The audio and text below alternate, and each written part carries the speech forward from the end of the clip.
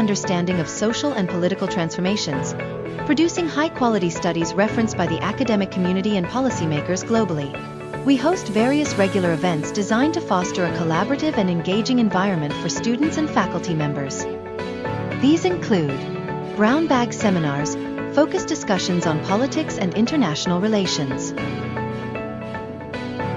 Climate Talk, conversations addressing climate-related issues. Symposium on Muslim Politics in World Society, our annual conference exploring the political dynamics in Muslim societies. Summer training on qualitative and quantitative methods. Intensive annual training sessions to enhance research skills. I really enjoy teaching them. I think there's some really good ideas that people come up with that survey experiments can help develop their research. Public lectures, presentations by experts on diverse and relevant topics.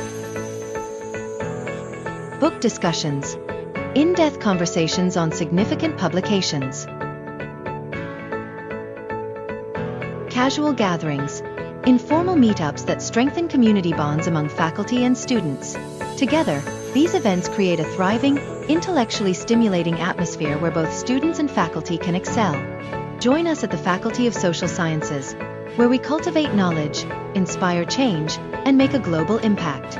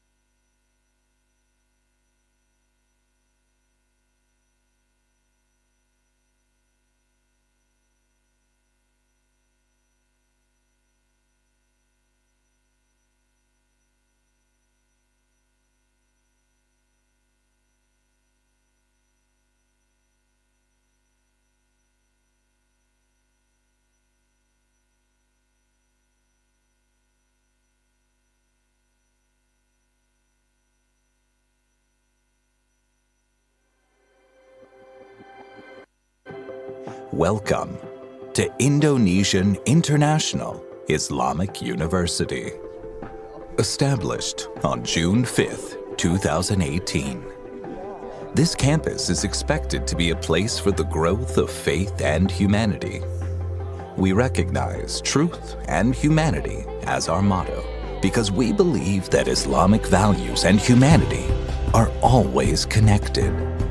As an inclusive campus, IIU welcomes anyone regardless of differences in religious background, ethnicity, culture, gender, age, and abilities. Delivering an international standard education. IIU is the only university in Indonesia that focuses on postgraduate education, namely master's and doctoral programs, since its establishment. In this campus, students learn their skills and deepen their knowledge in the fields of Islam, social sciences, economics and business, education, law, science and technology, and the arts. IIU is determined to help talented young people from all over the world, so this campus is made for talented youths to flourish. Thus, hundreds of prestigious young students from 5 continents have been registered as IIIU students and are occupying our dormitories. At IIIU, they study with professors, lecturers, academics, and researchers who have experience teaching in world campuses and graduates from well-known universities in Asia, America, Europe, the Middle East, and Australia. With strong support from the government of Indonesia, IIIU continues to build infrastructure, management, faculty and library buildings, lecturer housing, dormitories, sports facilities, reforestation programs, and much, much more. We believe we can grow bigger than our dreams and hopes. We strive to continue to make improvements through various innovations, collaborations, as well as dialogue with students, lecturers, and staff in carrying out the university's vision and mission. Come to IIIU and join future leaders from various countries to seek knowledge to the ends of the earth.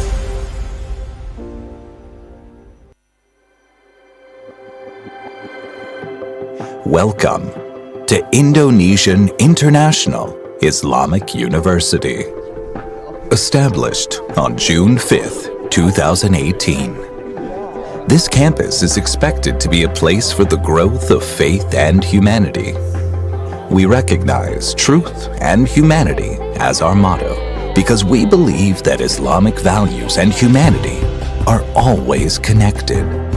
As an inclusive campus, IIIU welcomes anyone, regardless of differences in religious background, ethnicity, culture, gender, age, and abilities. Delivering an international standard education, IIIU is the only university in Indonesia that focuses on postgraduate education, namely master's and doctoral programs, since its establishment. In this campus, students learn their skills and deepen their knowledge in the fields of Islam, social sciences, economics and business, education, law, science and technology, and the arts. IIIU is determined to help talented young people from all over the world, so this campus is made for talented youths to flourish. Thus, hundreds of prestigious young students from 5 continents have been registered as IIIU students and are occupying our dormitories. At IIIU, they study with professors, lecturers, academics, and researchers who have experience teaching in world campuses and graduates from well-known universities in Asia, America, Europe, the Middle East, and Australia. With strong support from the government of Indonesia, IIIU continues to build infrastructure, management, faculty and library buildings, lecturer housing, dormitories, sports facilities, reforestation programs, and much, much more. We believe we can grow bigger than our dreams and hopes. We strive to continue to make improvements through various innovations, collaborations, as well as dialogue with students, lecturers, and staff in carrying out the university's vision and mission. Come to IIIU and join future leaders from various countries to seek knowledge to the ends of the earth.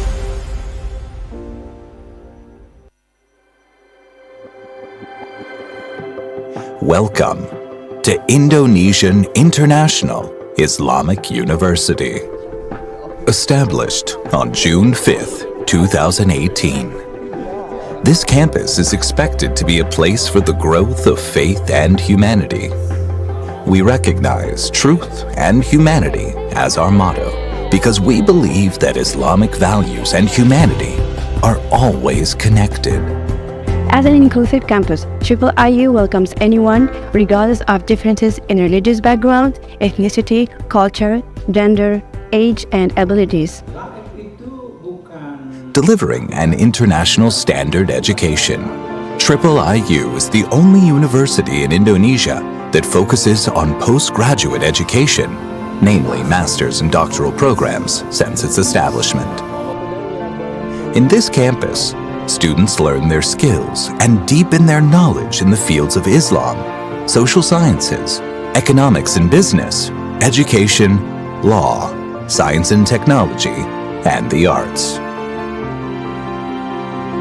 IIIU is determined to help talented young people from all over the world, so this campus is made for talented youths to flourish. Thus, hundreds of prestigious young students from 5 continents have been registered as IIIU students and are occupying our dormitories.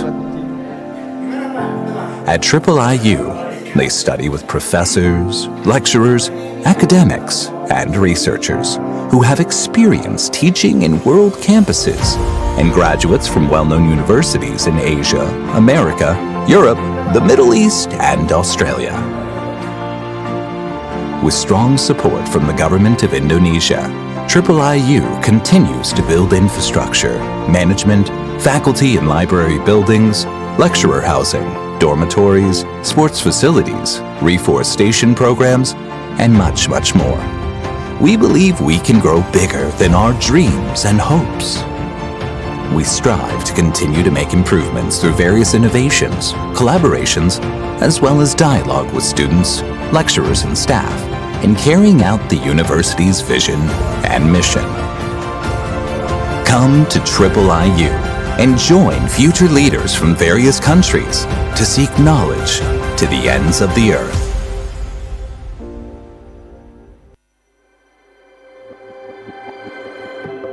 Welcome to Indonesian International Islamic University. Established on June 5th, 2018. This campus is expected to be a place for the growth of faith and humanity. We recognize truth and humanity as our motto because we believe that Islamic values and humanity are always connected. As an inclusive campus, IIIU welcomes anyone regardless of differences in religious background, ethnicity, culture, gender, age, and abilities. Delivering an international standard education, IIIU is the only university in Indonesia that focuses on postgraduate education, namely master's and doctoral programs, since its establishment. In this campus, students learn their skills and deepen their knowledge in the fields of Islam, social sciences, economics and business, education, law, science and technology, and the arts. IIIU is determined to help talented young people from all over the world, so this campus is made for talented youths to flourish. Thus, hundreds of prestigious young students from 5 continents have been registered as IIIU students and are occupying our dormitories. At IIIU, they study with professors, lecturers, academics, and researchers who have experience teaching in world campuses and graduates from well-known universities in Asia, America, Europe, the Middle East, and Australia. With strong support from the government of Indonesia, IIIU continues to build infrastructure, management, faculty and library buildings, lecturer housing, dormitories, sports facilities, reforestation programs, and much, much more. We believe we can grow bigger than our dreams and hopes. We strive to continue to make improvements through various innovations, collaborations, as well as dialogue with students, lecturers, and staff in carrying out the university's vision and mission. Come to IIIU and join future leaders from various countries to seek knowledge to the ends of the earth.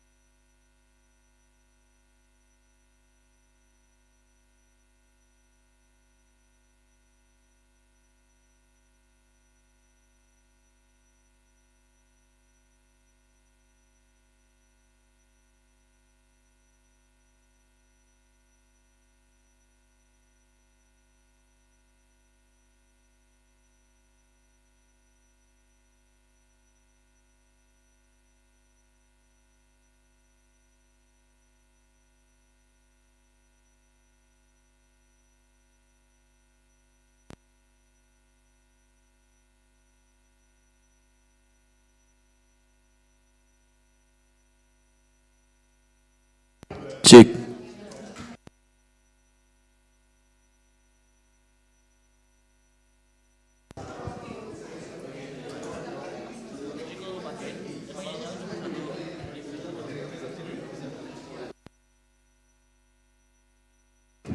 Satu-satu.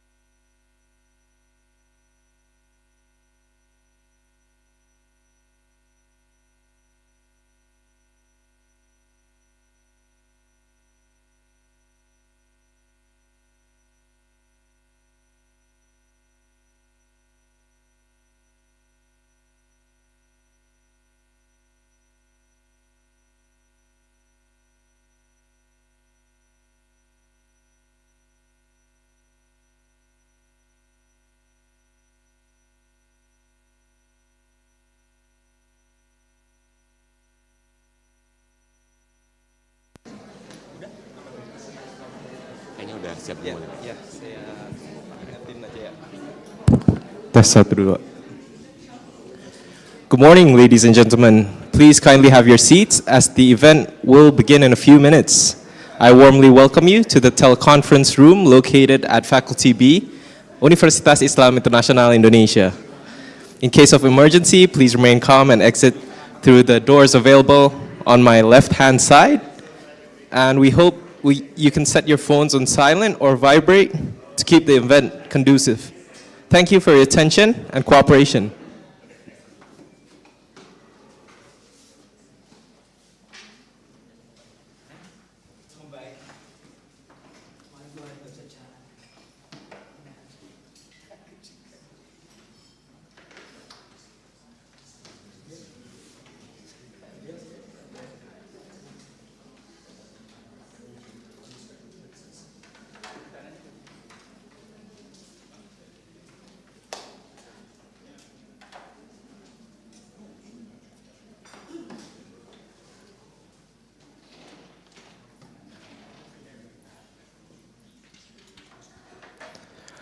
Assalamualaikum warahmatullahi wabarakatuh.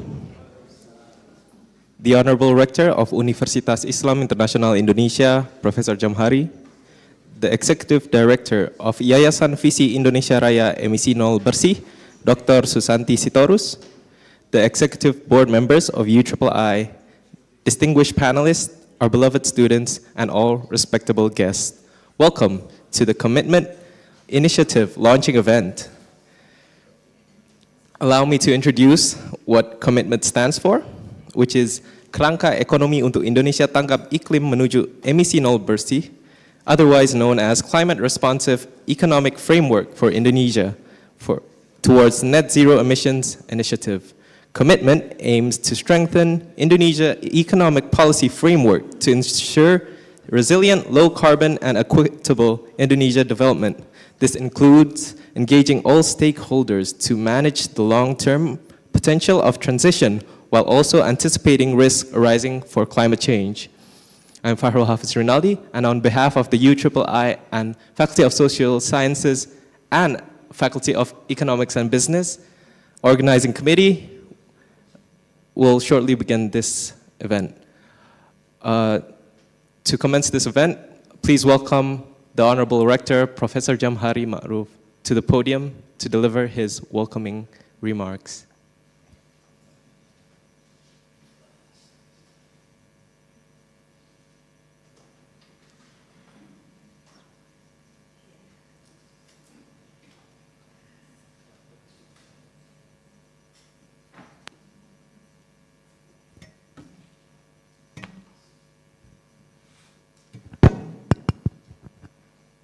Bismillahirrahmanirrahim. Assalamualaikum warahmatullahi wabarakatuh.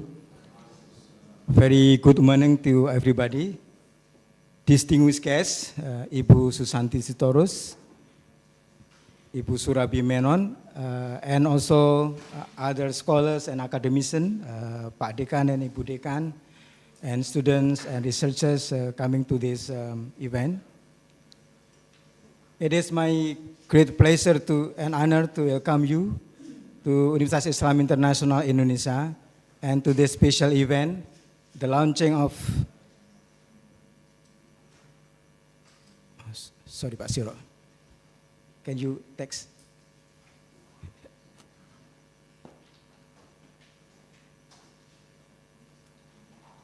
It's off.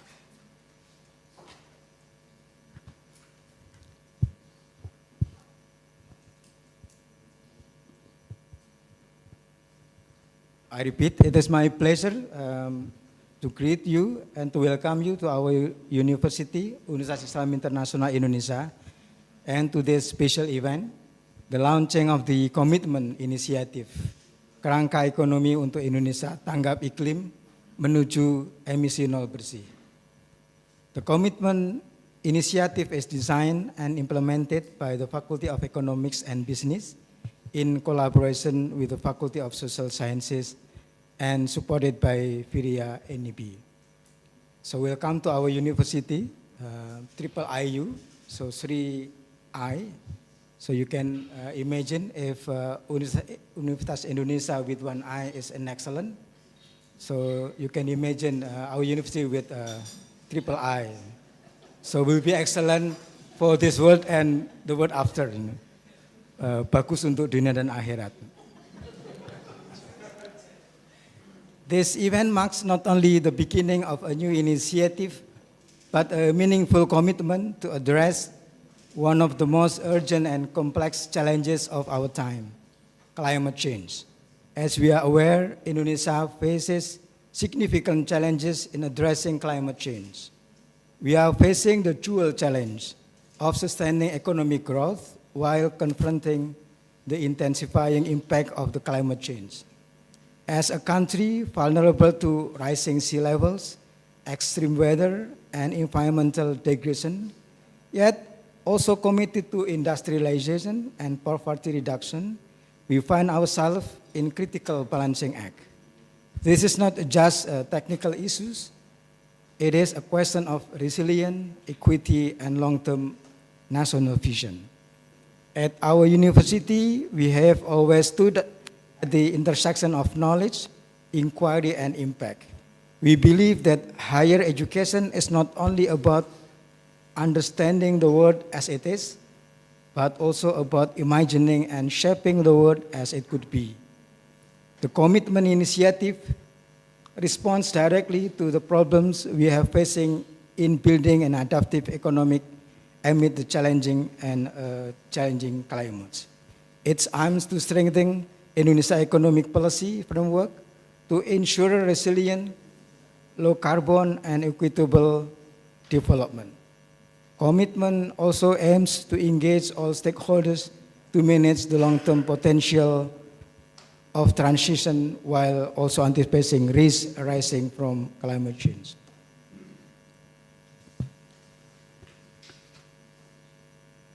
In launching this program, we affirm our university's role not just as a place for learning, but as a platform for shaping national development that is both sustainable and just. So once again, let me thanks to Virginia NAB and also other partners who's working with us to make this collaboration possible. As a rector and as a head of the institution, I will guarantee that the KOMITMEN will receive any support that you needed to make this program successful. And Pak Deans and also Ibu Dekan will already set up a beautiful office and beautiful place for researchers of this project to enable them to work in our universities. And for those who are just visiting our university, we welcome you. And if you have time, please visit around and go around to see our universities. And we are very happy that some of our buildings become, until now, an iconic building in an iconic place for people surrounding our areas. One of them is our library. So we are very pleased that every day almost 800 people surrounding areas from Depok, Bogor, Jakarta, not our student, but it is people working outside our university, visit our universities, and use the library as their working space. I think this is a good opportunity for you also to look at our beautiful library. So once again, let this program serve as a bridge between knowledge and action, between economic strategy and climate responsibility. Thank you for being here. Thank you for being part of this important beginning. Thank you. Assalamualaikum warahmatullahi wabarakatuh. Thank you, Professor, for your kind remarks. You may return to your seat.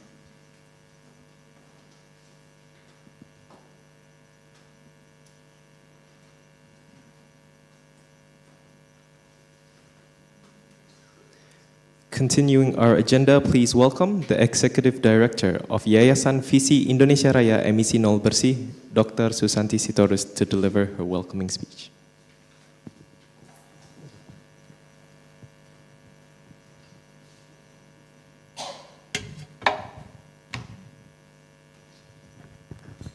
Rector of Universitas Islam International Indonesia, Professor Jamhari Ma'ruf, the Dean of Faculty of Economics and the Dean of Faculty of Social Sciences of Universitas Islam International Indonesia, Ibu Dian and Pak Philips, distinguished guests and colleagues, Assalamualaikum warahmatullahi wabarakatuh. Good morning. It is an honor to be here today with our esteemed partners from Universitas Islam International Indonesia and all of you. Our gathering this morning reflects a shared belief, which is also rooted in Islamic values, that change begins with intention, collaboration, and knowledge. This is becoming more important as the world is undergoing major shifts politically, economically, and physically. Physically, Professor Jamhari just mentioned about the adverse impacts of climate change, but even to every ordinary people, we can feel it, we can see it. We have had weeks of rain in the month of July, which is typically a month of dry season. And politically, you have read from the news, there have been a wide range of changes, both internationally and domestically, some of which are deeply, deeply concerning and raising insecurities about our collective future. Economically, change is also happening, and many of which are shaped by the changing climate and politics, geopolitics also. And we, scientists, economists, policymakers, philanthropists, and many other actors are not fully well equipped to deal with the shifts and the transitions that this shift brought. So we are here, I believe, because we recognize that accelerating the transition to a net zero society that become a goal for our foundation and also becoming the goal for the world depends on building confidence among all stakeholders in the economic risks and benefits of that transition.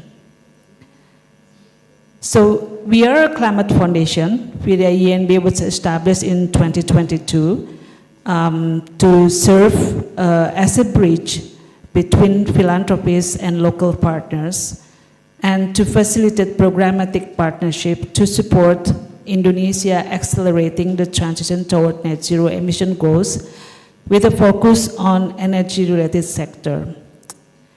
At INB, we believe this shift must go hand in hand with building a sustainable and inclusive economy, one supported by sound macro and microeconomic frameworks.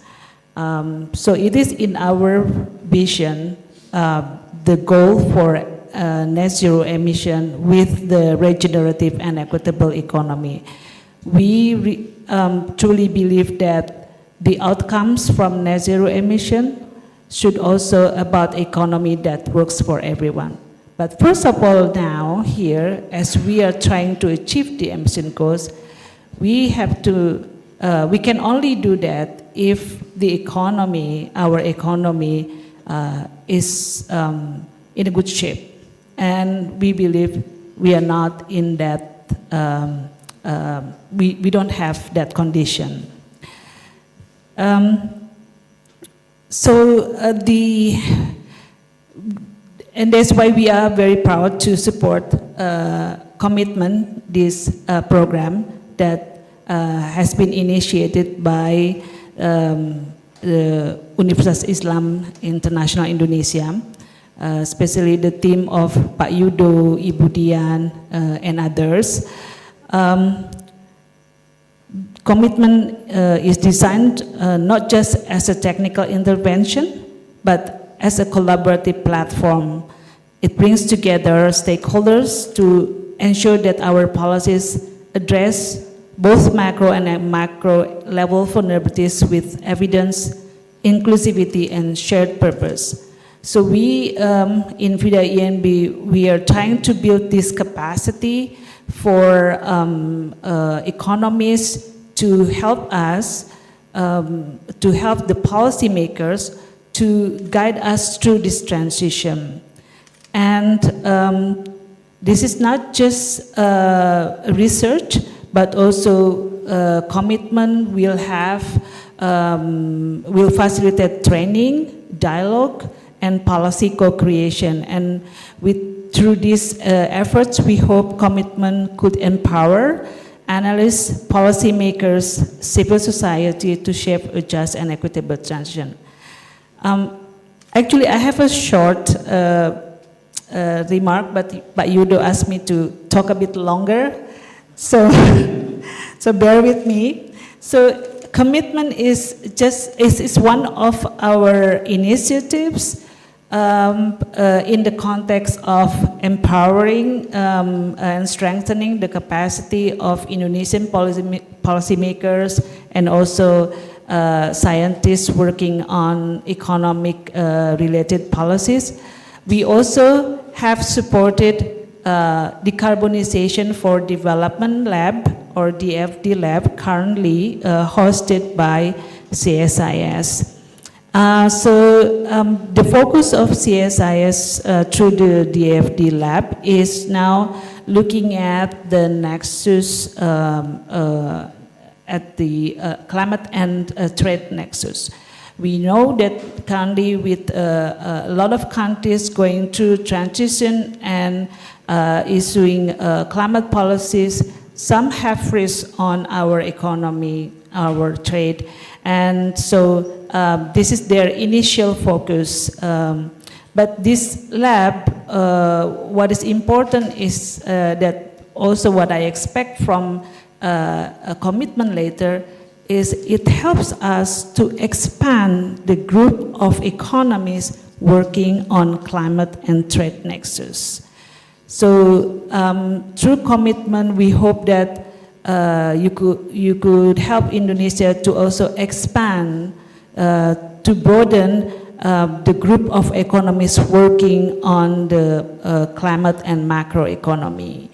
And CSIS has done works with, I think, 10 universities in Indonesia. So, and apart from DFD Lab, we also have been facilitating exchanges between Indonesian and international groups of economies, especially from the emerging economies like Brazil and South Africa. My colleague Surabi Menon from Climate Works Foundation will talk more about that, and it's becoming a bigger initiative under a program that we called SEGI, Sustainable Economic Growth Initiative. So this is a new development in the climate philanthropy. There is a stronger understanding that the climate policy is not about reducing emission only. It should be also about jobs, about growth, about other, that makes the country, the society have more capability to deal with either the impacts of climate change, but also impacts from the transition. So, as a closing, on behalf of FIDA ENB, I really hope that through this initiative, we can proactively building the economic foundation to navigate so many changes that I mentioned earlier, and also the transition.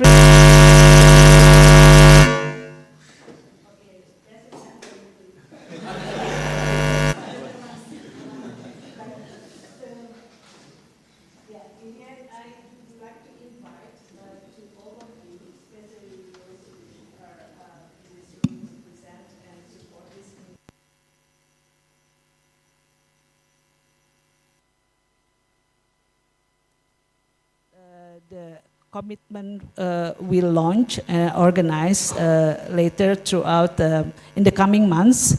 We need all this collaborative, all hands on deck mode to build a prosperous, regenerative and climate resilient economy for us now and generations to come.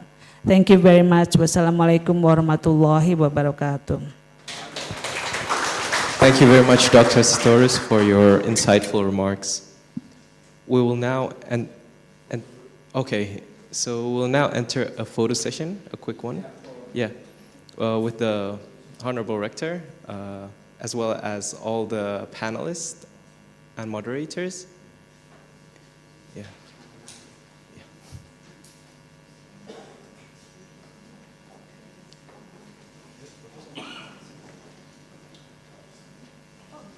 Yeah, as well. Please.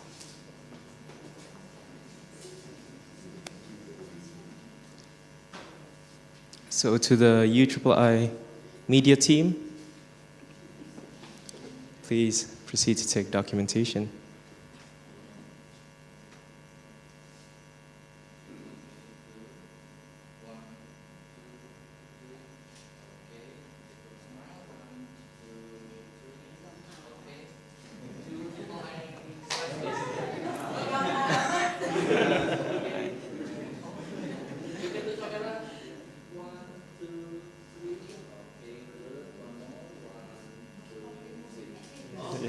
All right, thank you very much.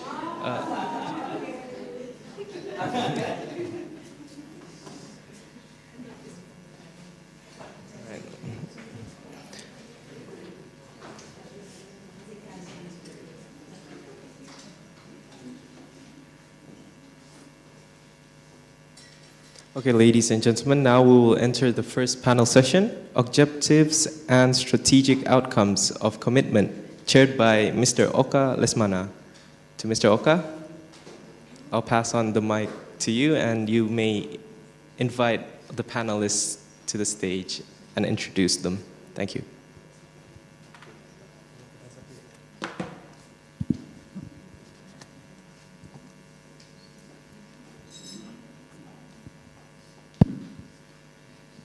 Thank you so much.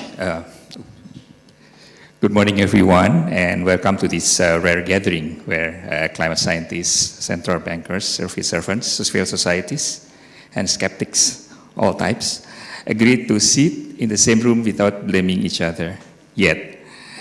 And let's be honest, Indonesia's economy is no strangers to shocks. We've weathered financial crisis, pandemics, and even the occasional ministerial reshuffle. But the climate crisis, that one's playing the long game, and unlike others, this one doesn't respond to a press release or an emergency loan. And we're standing at the strange moment in this story where we know that what's coming and we know what it'll cost, and yet our spreadsheet and budget models still treat climate like a footnote, or worse, an appendix no one reads. But that's why we are here today.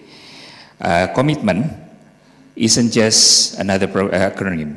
It's a serious attempt to move from talking about climate to actually pricing it into our fiscal plans, monetary decision, investment strategies, and yes, even into the politics of who wins and who loses in the low carbon transition. We only have 50 minutes. That's shorter than that flood warning, but perhaps longer than some political attention spans. So let's begin. For the first panelist, I think I need to give some introduction. Our first panelist is someone whose calm demeanor hides a dangerous skill. He makes macroeconomics sound very fun. Dr. Teguh Yudo Wijaksono is the head of doctoral program in economics at UIII and former head of the Mandiri Institute. He advised the Ministry of Finance shape revenue policy at Prospera and consulted for institutions like the World Bank, ADB, and ILO. And in short, if you're wondering how to integrate climate into fiscal policy without setting an economy on fire, he's the guy. Dr. Wicaksono, we are super excited about this commitment program initiative. Next up, we have someone whose face you probably recognize for every TV panel during election season.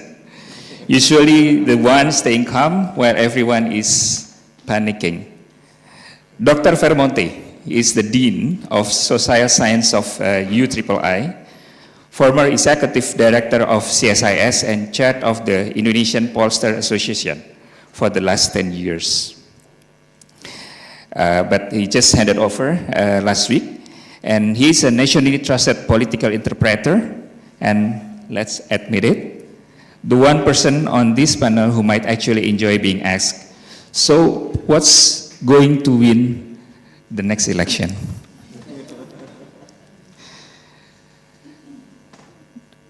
Dr. Vermonte is a rare political scientist who can speak both the village and the state police. And today he will help us understanding how climate policy survives the political weather. He is the man behind our Master of Public Policy program specializing on climate change, Dr. Philip Yusario Vermonte. And the last but not the least, obviously, someone whose name is quietly stamped across global climate diplomacy and just casually the IPCC report that won a Nobel Peace Prize. Dr. Srabi Menon is a Vice President of Global Insight and Action at the Climate Birds Foundation, where she does something beautifully paradoxical. She turned overwhelming climate data into strategic, actionable steps that even decision makers can understand. In other words, she translates planetary crisis into policy brief. And Dr. Menon is the former Executive Director of Partnership at COP28. She's a PhD atmospheric scientist and an MBA in sustainable management. Basically, she models climate and also knows how to fund it. Today, she will enlighten us about Sustainable Economic Growth Initiative, SEGI. So let's begin. Perhaps we start with you, Dr. Wicaksono. The floor is yours.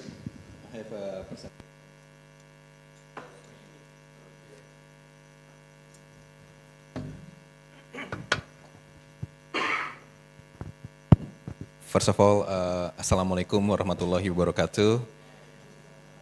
Thank you very much. A very good morning, Pak Rektor, Bu Susanti, Executive Director of Viria INB, and also distinguished colleagues, speakers. We are very glad that we meet here to launch our initiative.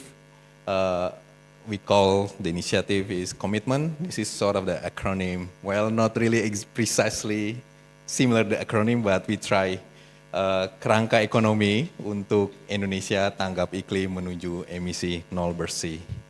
So that's our new initiative, and allow me to introduce myself. My name is Teguh Yudo Wicaksono.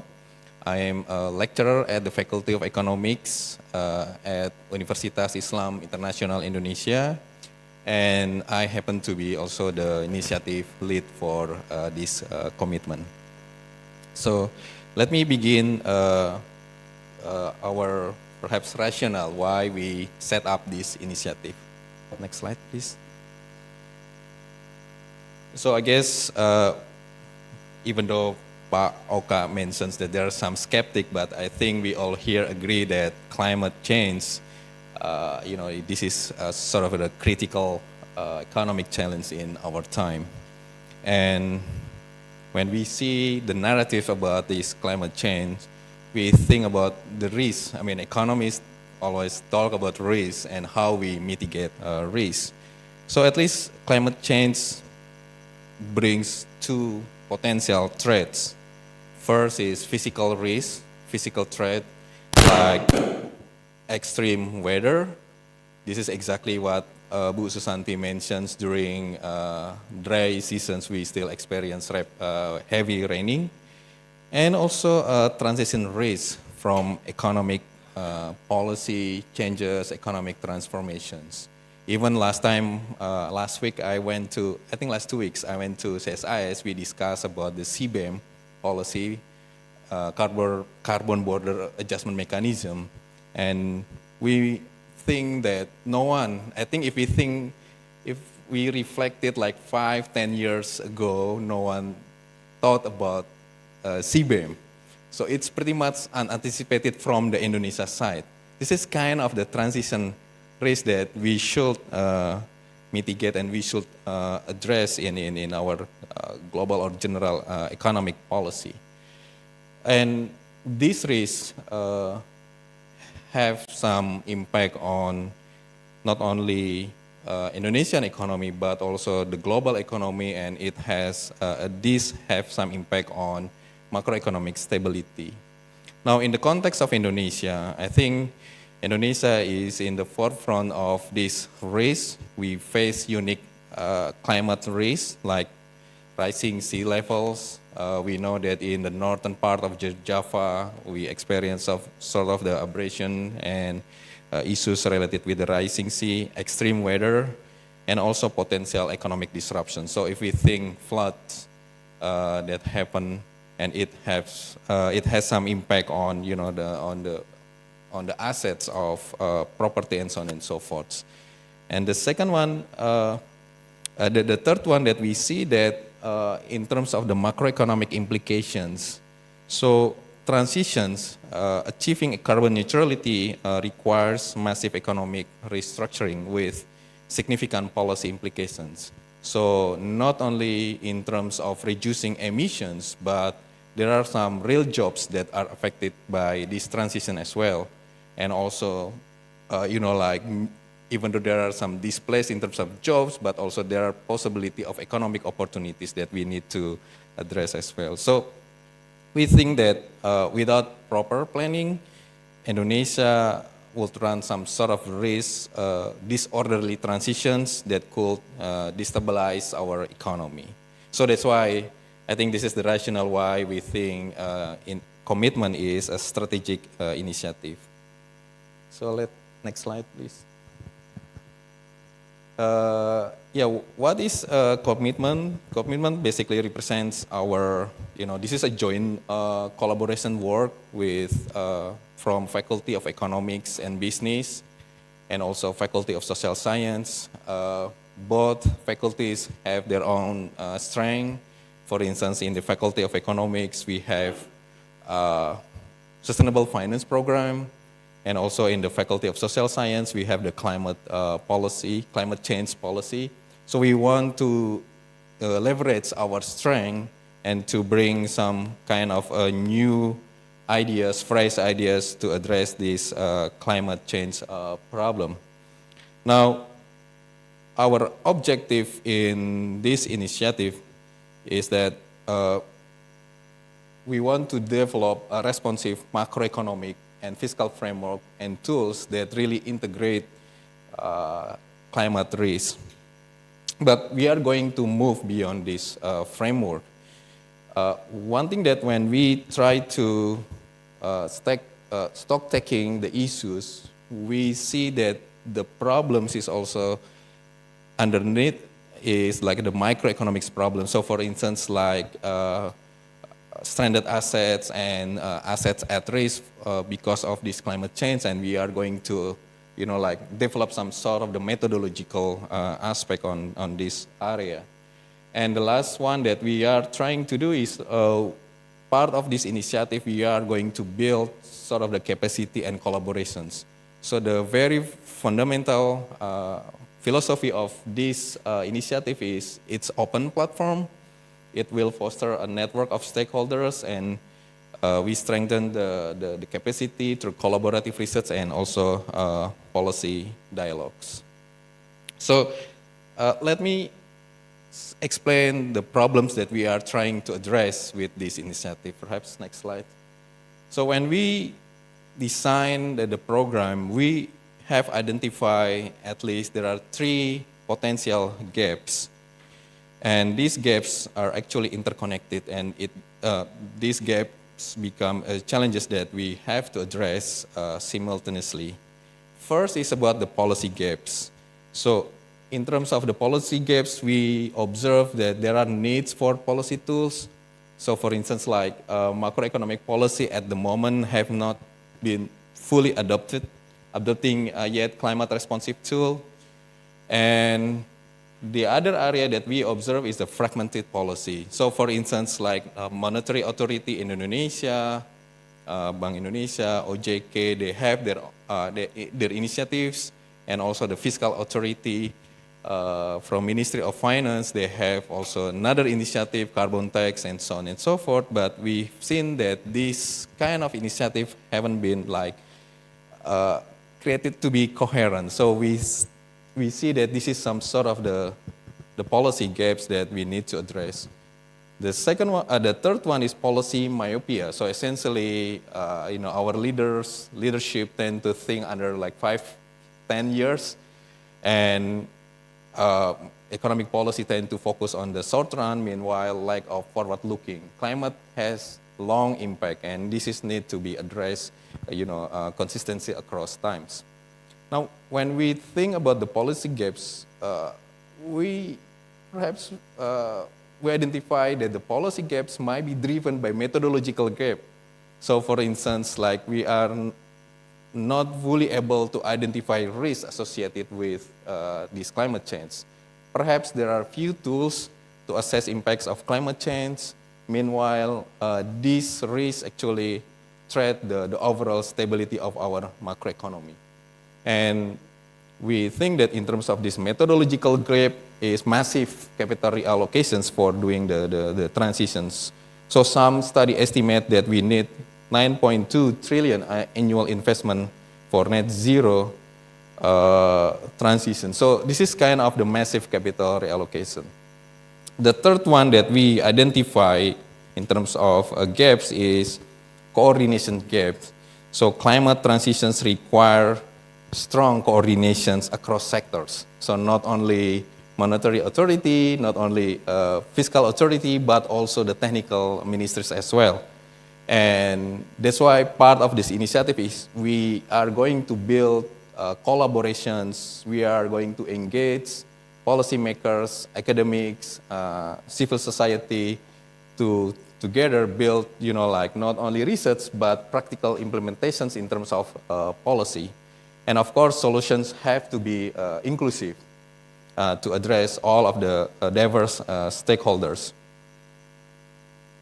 So that's problems, the gaps that we have identified when we develop this initiative. Next.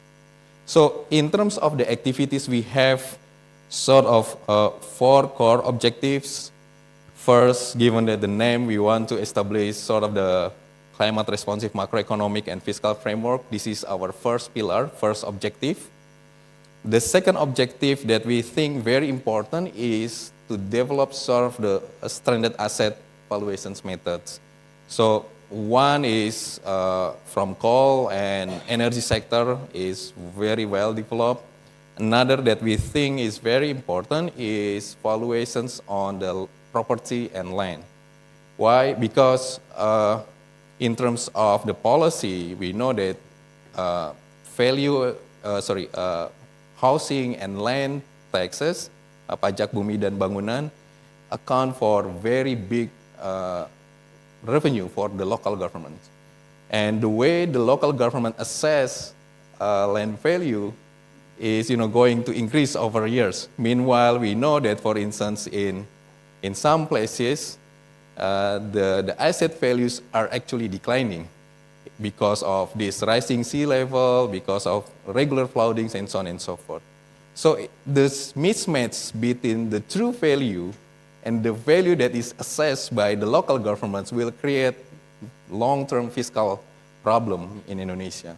So that's the reason why we include this methodology. Another one, of course, if we pick this, if we think this in terms of the macroeconomic impact, don't forget that some banks, use the mortgage, and then and 1 or 2 banks, for instance, that give credits to KPR, to mortgage, will be at risk for the impact of the climate change. So that's why In this case, we also include this valuations method as part of our activity as well. Now, we are going to do the capacity building. This is as part of our objective as well.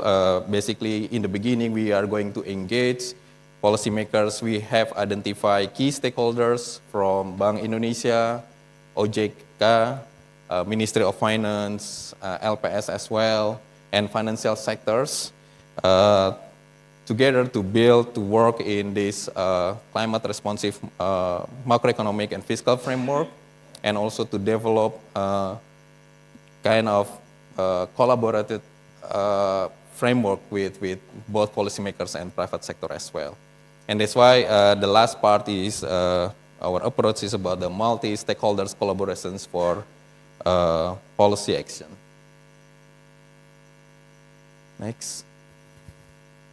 So this is more details about our approaches to achieve the objectives. So in the first pillar, we are going to develop macroeconomic model and policy framework that integrate physical and transition climate risk. We learn from international benchmark practices from other international institutions as well.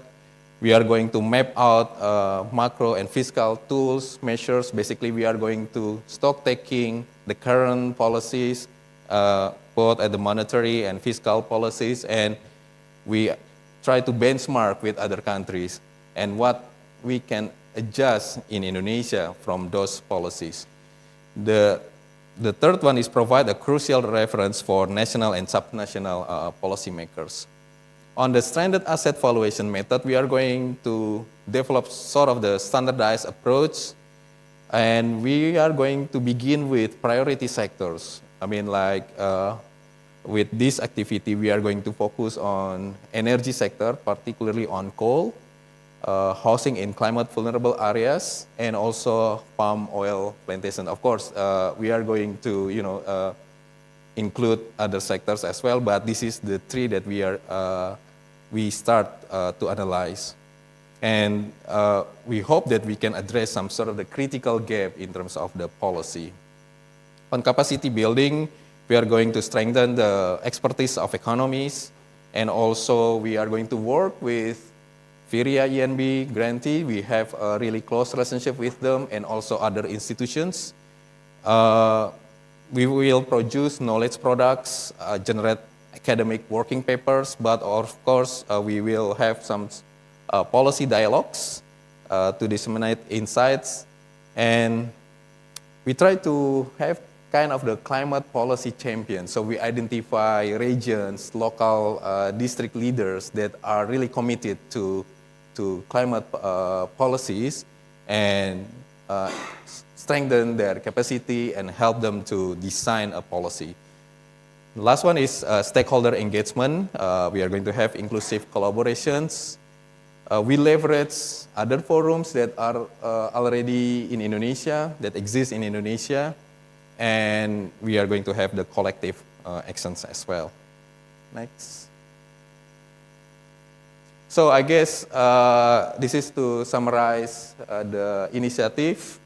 The goal is we are going to provide evidence-based frameworks, and we do hope your supports. We invite your supports to join us with this initiative. Your expertise, insights, and collaborations are essential to our collective success. And the shared narrative is this is not only academic exercise, not only producing working papers or journals, because this is university, of course, but we do hope that we can establish sort of the practical implementation, practical tools that can be implemented by other stakeholders as well. So that's the general idea about our initiative, Komitmen. And let me introduce the team. Next slide. So this is the team. Dean from FOS and Dean Faculty of Economics are our advisor. Me, myself, is the program lead. Oka will be chief program officers. We have Rima that will speak in the second panel as lead macroeconomist and Sirojudin Arif as lead political scientist. Because part of the important thing is we want to understand the political economy of climate policy in Indonesia. I think this is another interesting aspect that we need to explore as well.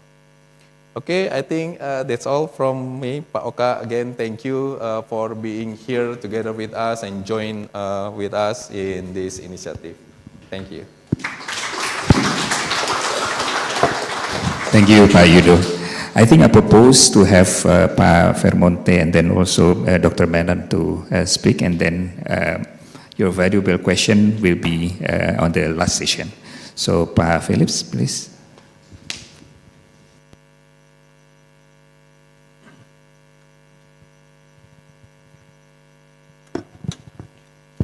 Thank you, Pak Oka. Assalamualaikum warahmatullahi wabarakatuh.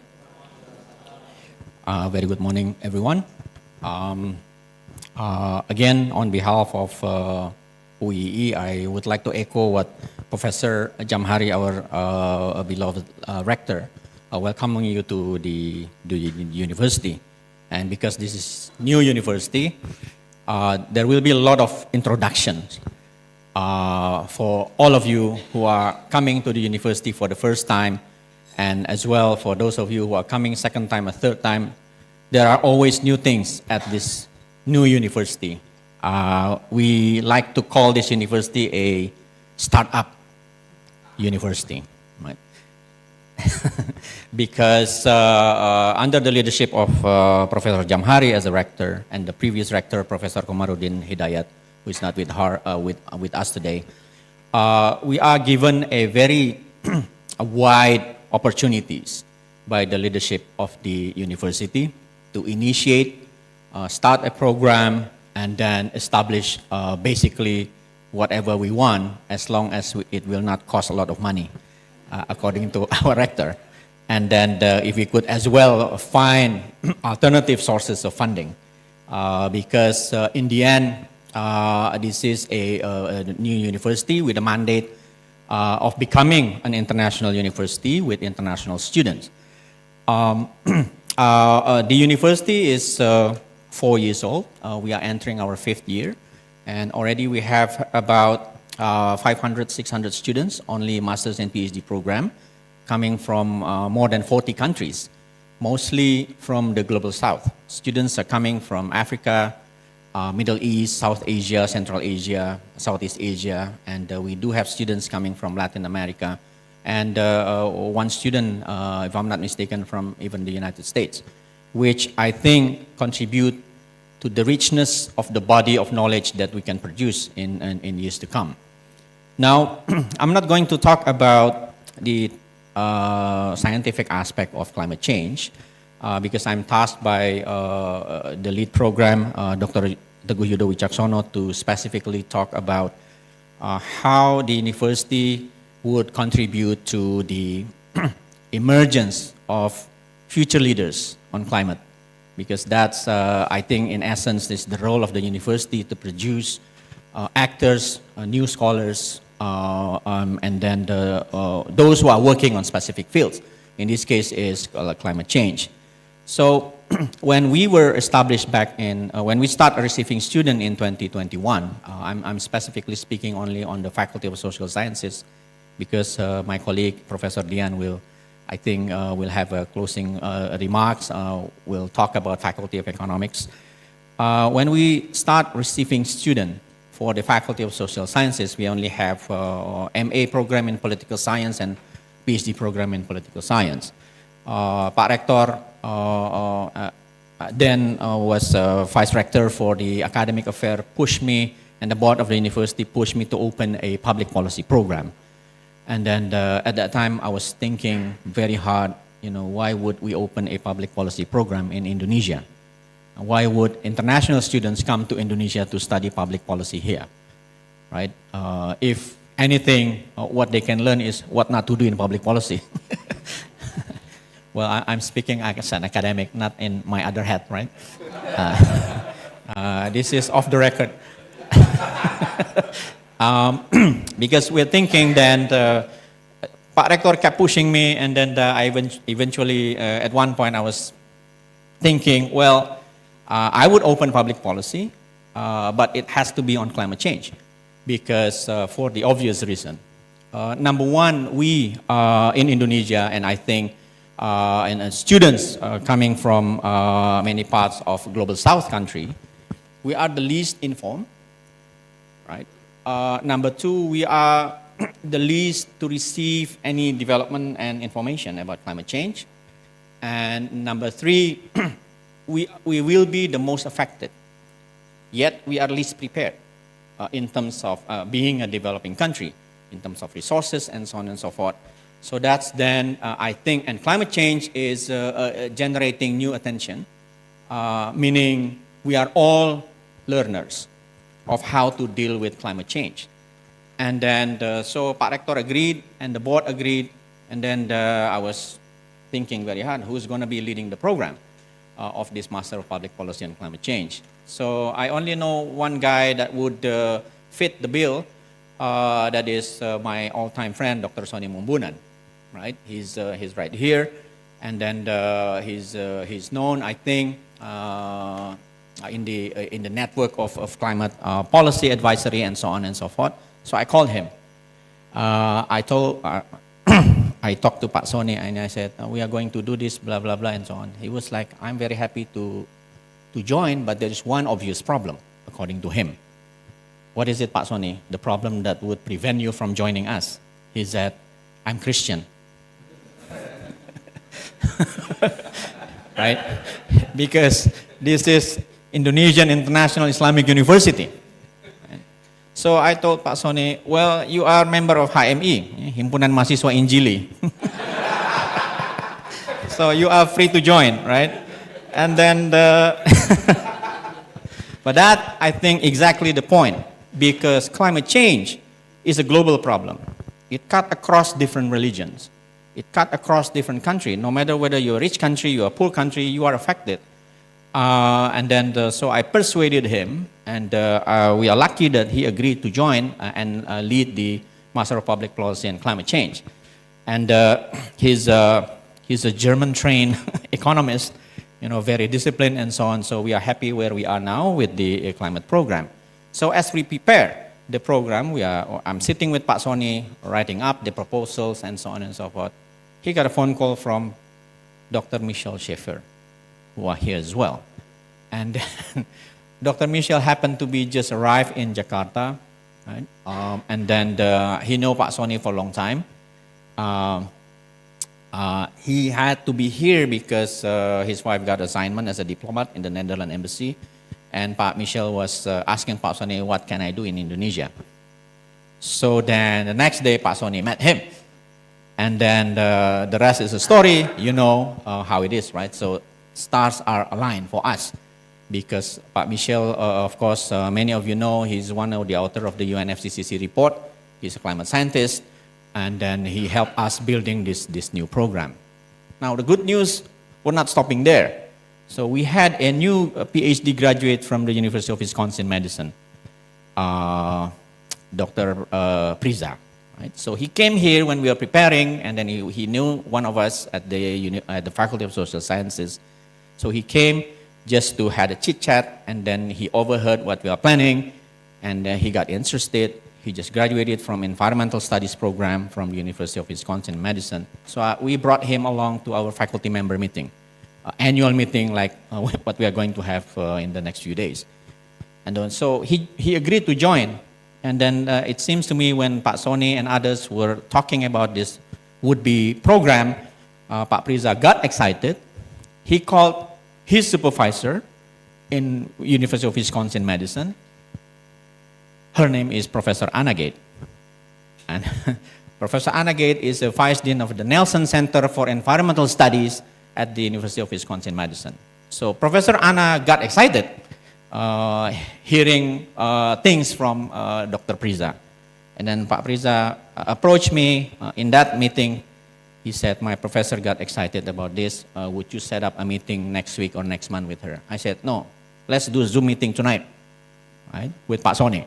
So we had the Zoom meeting with Ibu Ana, and she got excited, and she planned, I'm going to take sabbatical leave for 1 year, and then if you agree, I hope I can do at OEE. Of course, I said, but no money attached because we don't have money. Professor Ana agreed, and she's been with us for 1 year as well. Now we have a good combination of Pak Michelle on the science part and Bu Ana working on the ethics part of climate change, the social science aspect. She's author of the famous book, Muslim Environmentalism. And then it got read and published across Indonesia in the past 1 year. Professor Ana has been helping us with the MPP program. Now, so we are acting like a startup university. And then because Pak Rector gave us a lot of rooms for improvisation, and luckily we will stay, hopefully we will stay the same, right? We're not getting into bureaucratized, so we have enough flexibility. Now, thirdly, if I may, having said that, with the stars aligned being a spiritual university, supposedly, right? We are on the extreme side though, in terms of spirituality. Our friends at the Faculty of Islamic Studies, probably most spiritual. We are on the social scientist part.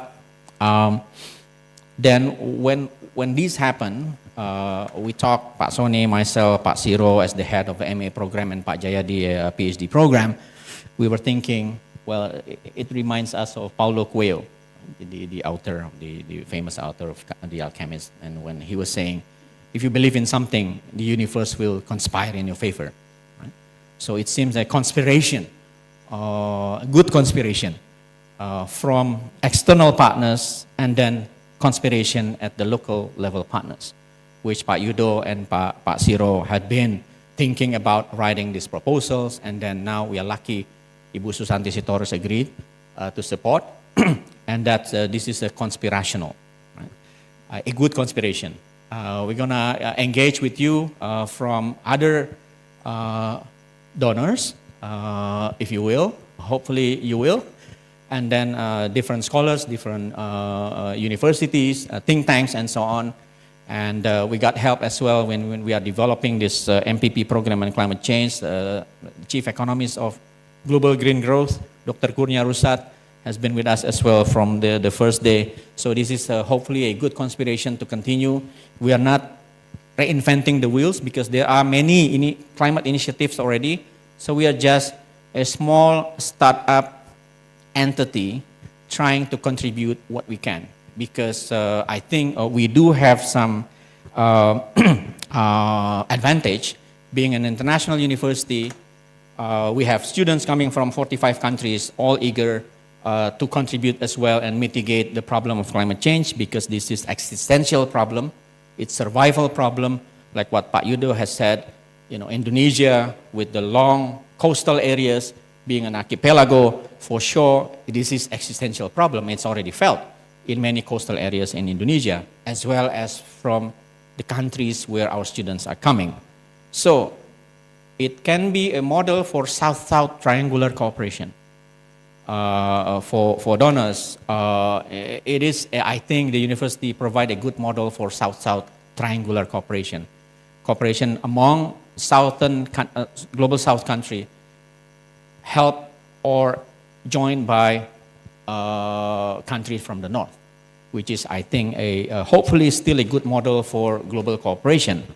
Lastly, to close, I'm keeping that South-South triangular cooperation in mind. I'm from West Sumatra, so you wonder my name, or the strange name. I'm from West Sumatra. We all know as traders, right? But not Donald Trump. Being a Minang people, I would say to friends coming from different institutions here, if you collaborate with us, as Pak Yudo was calling, from Minang perspective, you buy one, you get one. Because you got access from Indonesian as well as these international students who are working as well on the climate change. Thank you.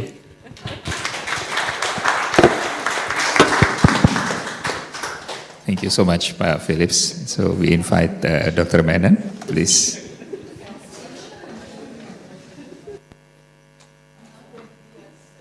Salam alaikum, everybody. Good morning, and distinguished colleagues, partners, and friends.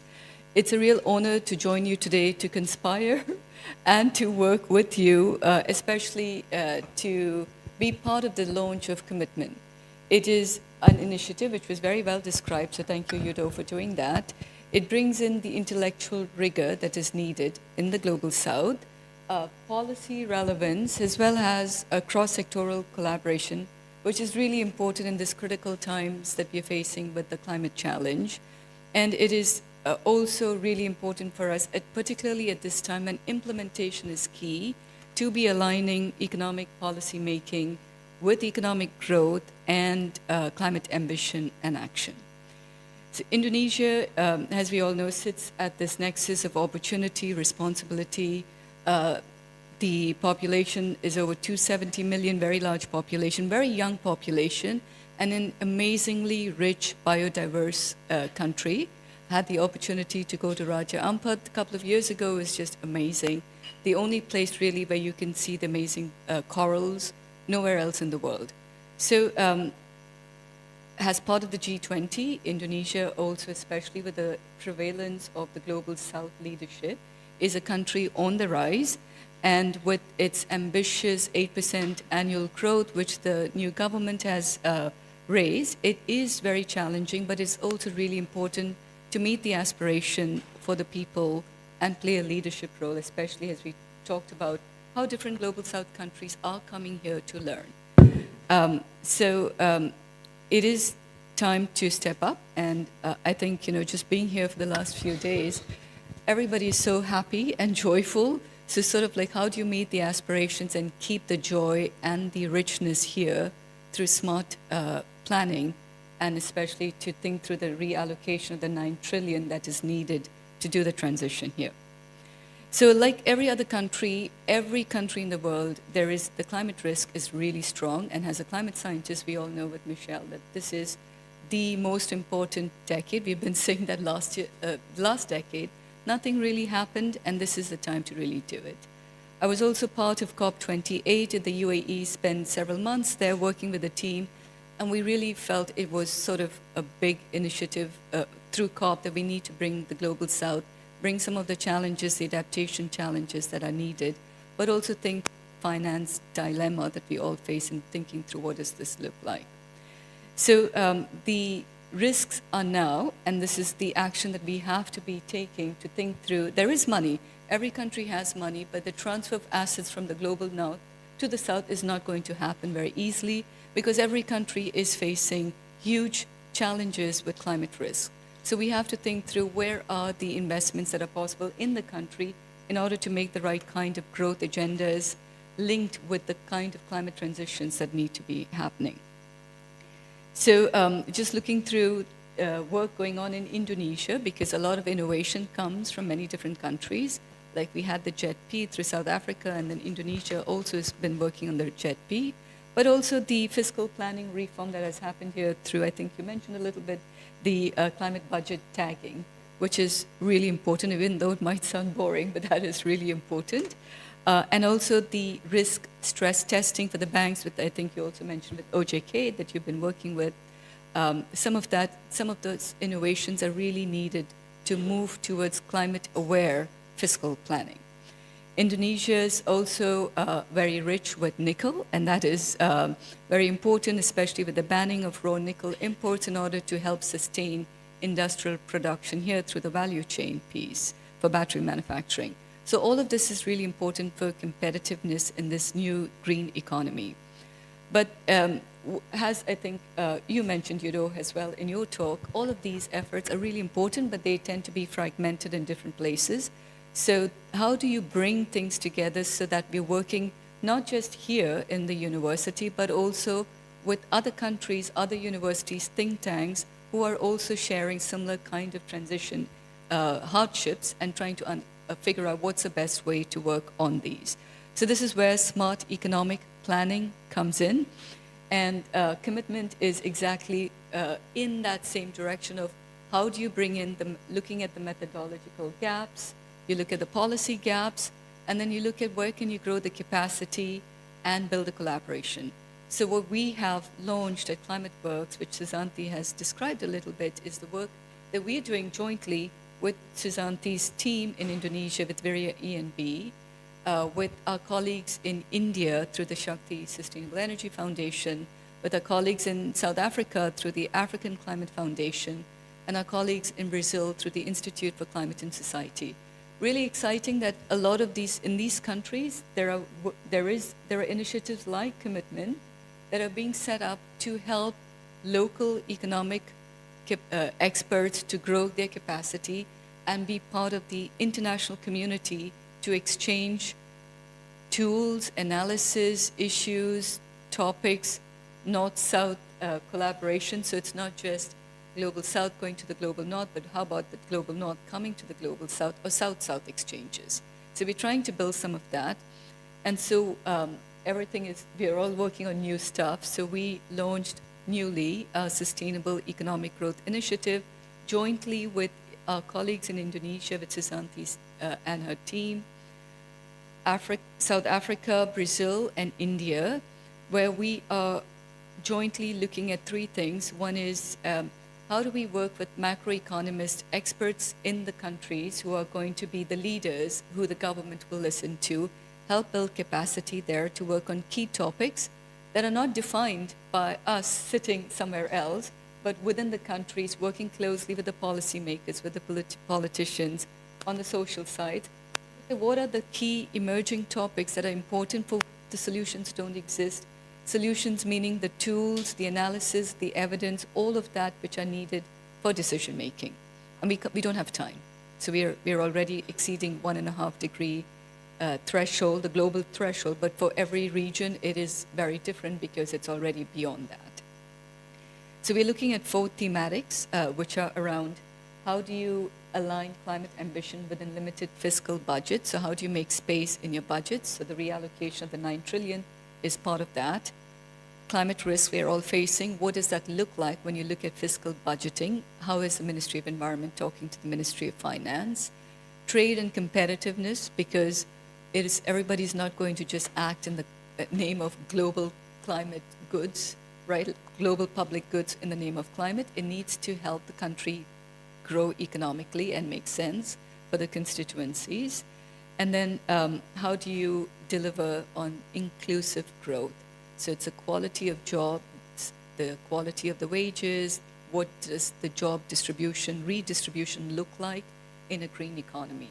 So those are the thematic areas, but within those, the questions that need to be addressed, stranded assets or other types of questions will need to be part of that. We also are, so within philanthropy, we are also, every philanthropy does some different initiative, and so you have too many initiatives and that becomes a problem because we're not coordinated. So what we're trying to do on the philanthropic side is work very closely with all of the foundations as much as possible for those who are keen on economic growth. And so if there's an initiative, few of us, Susanti, Yudo, you were part of in Denmark last month, which brought in about 40 finance ministers, about 90 plus people working in governments in different countries, all thinking through what are challenges finance ministries face in working on their fiscal budgets. A lot of it is based on strong analysis tools, macroeconomic analysis that can help underpin, be the foundation for strong decision-making in terms of investments and reallocation. So this community of experts gathered for 5 days in Denmark. 2.5 days were with the ministries and others, talking about the challenges they face when doing the transition planning.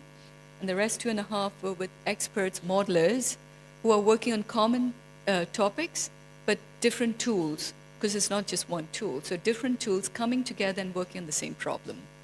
And when the questions were asked, would you like these meetings continued? Every table was like, yes. We had breakouts, and everybody wanted to keep coming because this is a very important forum. You have to build a collaboration and the community.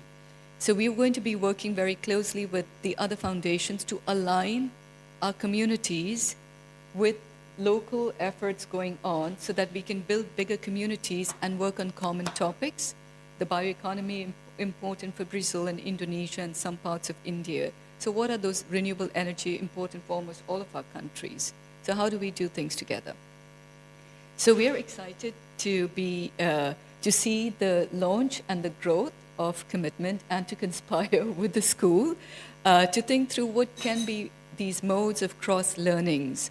How do we create the national, how do we help you in your creation of the national platform so that governments can come to you? And how do we bring some of those learnings from these other countries? So my colleague Colin Kelly is also here from Climate Works, and he is leading some of the work that we have on trade and climate. So even within Climate Works, we have very different initiatives which we're trying to group together to create this community. And so I'm deeply optimistic about what this community can unlock together by conspiring, by acting together, and by planning, which will help Indonesia, as well as many of the countries we work in, look at new models for climate inclusive, smart economic growth that can help sort of share the experiences and learnings across. So I'm really excited that we were here today, and thank you to Susanti for helping set this up when both Colin and I were able to visit, and thank you to the Dean and to Yudo and others to welcome us here, and we're really excited to be part of this.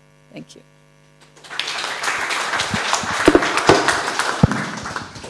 Thank you so much, Dr. Madden. So I think for the interest of time, but we would like to invite some questions. So perhaps we could invite 2 questions first, and then if you ask the question, please mention your name and your the institution you are working with.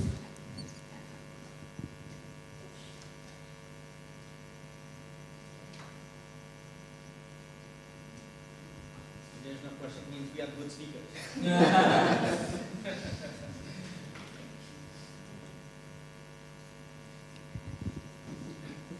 All right, perhaps, okay.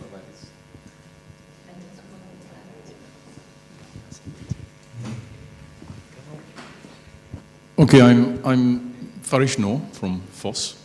I'm not trying to throw a spanner in the works, but thanks to social media,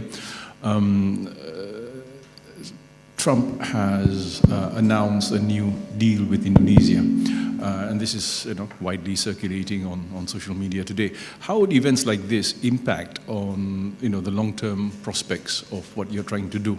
Because we're talking about engaging with the issue of climate change in the context of an international economic political system which is increasingly transactional. So I'm just curious to know how you think we, countries of the South, need to adapt to this very new political reality that we are seeing today, where, oddly enough, international politics seems to be even less ideological than ever before, and everything's on a purely transactional basis. Like Phillips was saying, you buy one, you get one. I give you A, you give me B. So you're talking about exchange, yeah? It's all about deals now. So how do we move forward?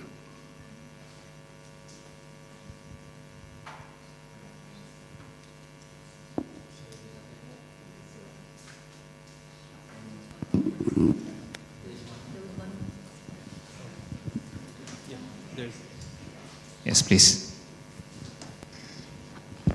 Hello, my name is Maulidia Kutratunada. I'm a student in Master of Public Policy focusing on climate change, and I don't think I have right to ask question because I'm such a newbie compared to you guys all, but because there is no participant who raised their hand, so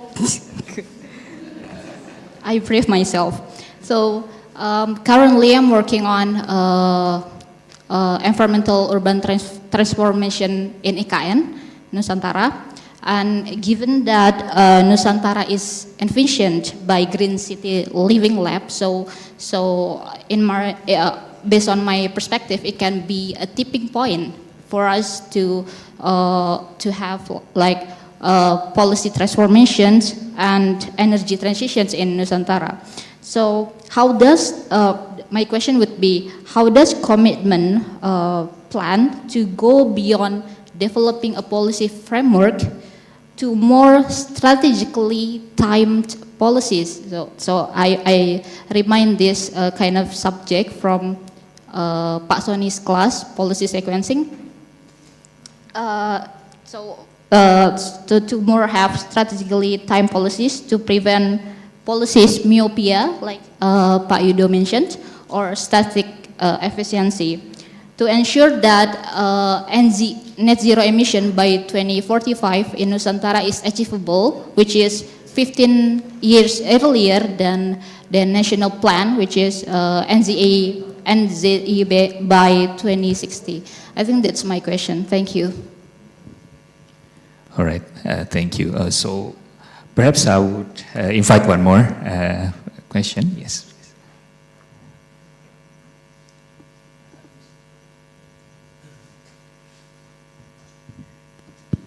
Okay, Assalamualaikum warahmatullahi wabarakatuh. Yeah, my name is Danny Hermawan. I'm from research department of Bank Indonesia, and I've been teaching in this university for 3 years. I'm teaching 3 generations from 2003, 2004, 2005. So I know a lot of students here.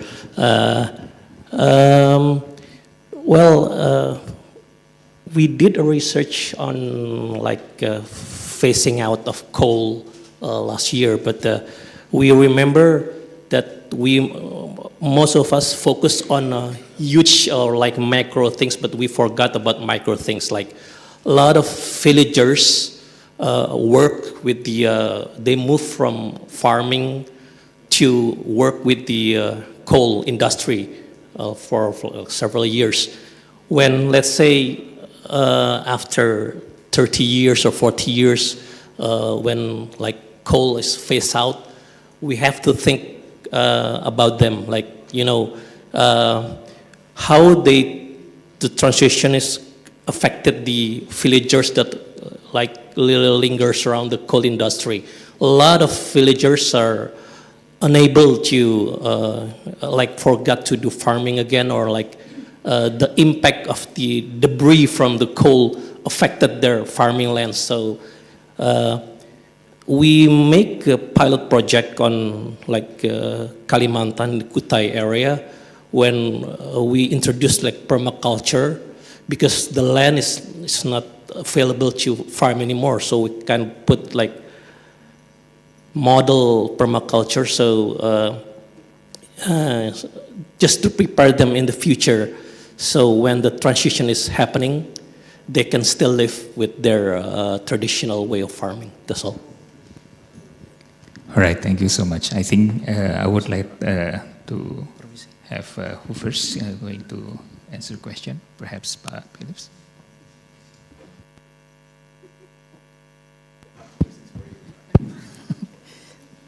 Thank you, Farish, for that question. I think maybe with Trump in office in the White House, we do need to adjust our thinking as well in terms of foreign policy and foreign relations, because we have to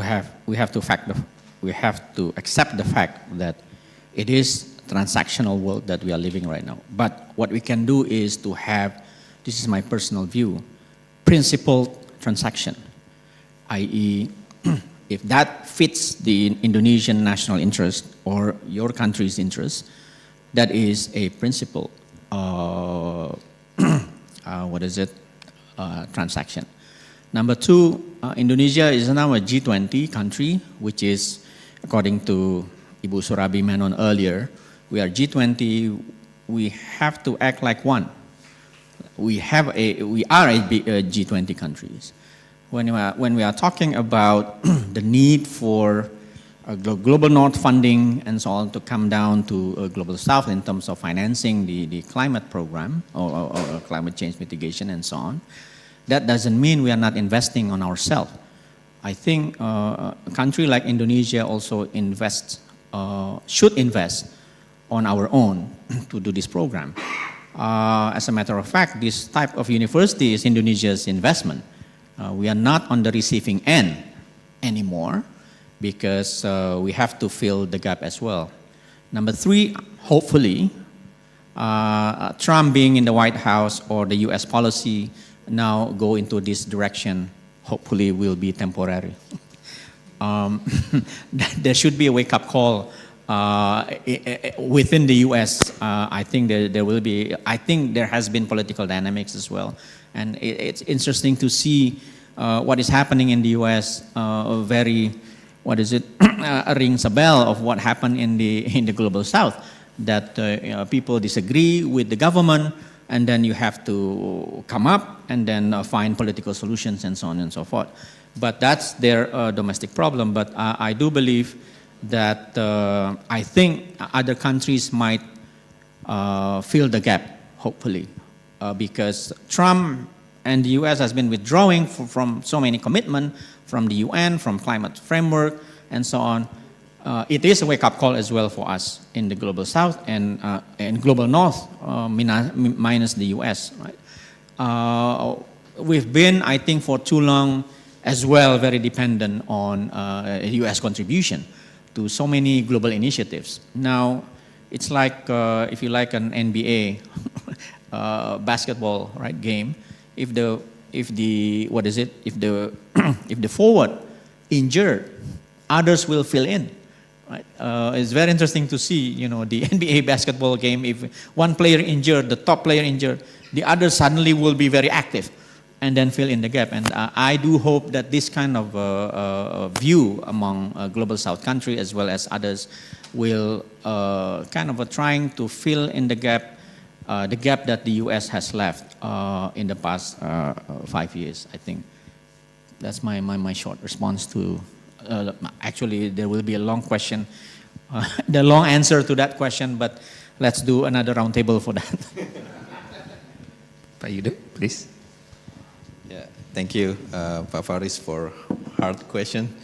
So yeah, I think it's unavoidable the fact that that policies are transactional, and sometimes we feel that when we view policymakers, particularly our government, we tend to think they have a single view, particularly regarding this climate change policy. But actually, they have diverse views. So within the government officials itself, they have strong, very ambitious supports for the climate transition. So that's why the key thing is to really find this kind of the champions within the government. And so, for instance, I went to there was a discussion about the new legislation about climate change mitigation coming from our legislator.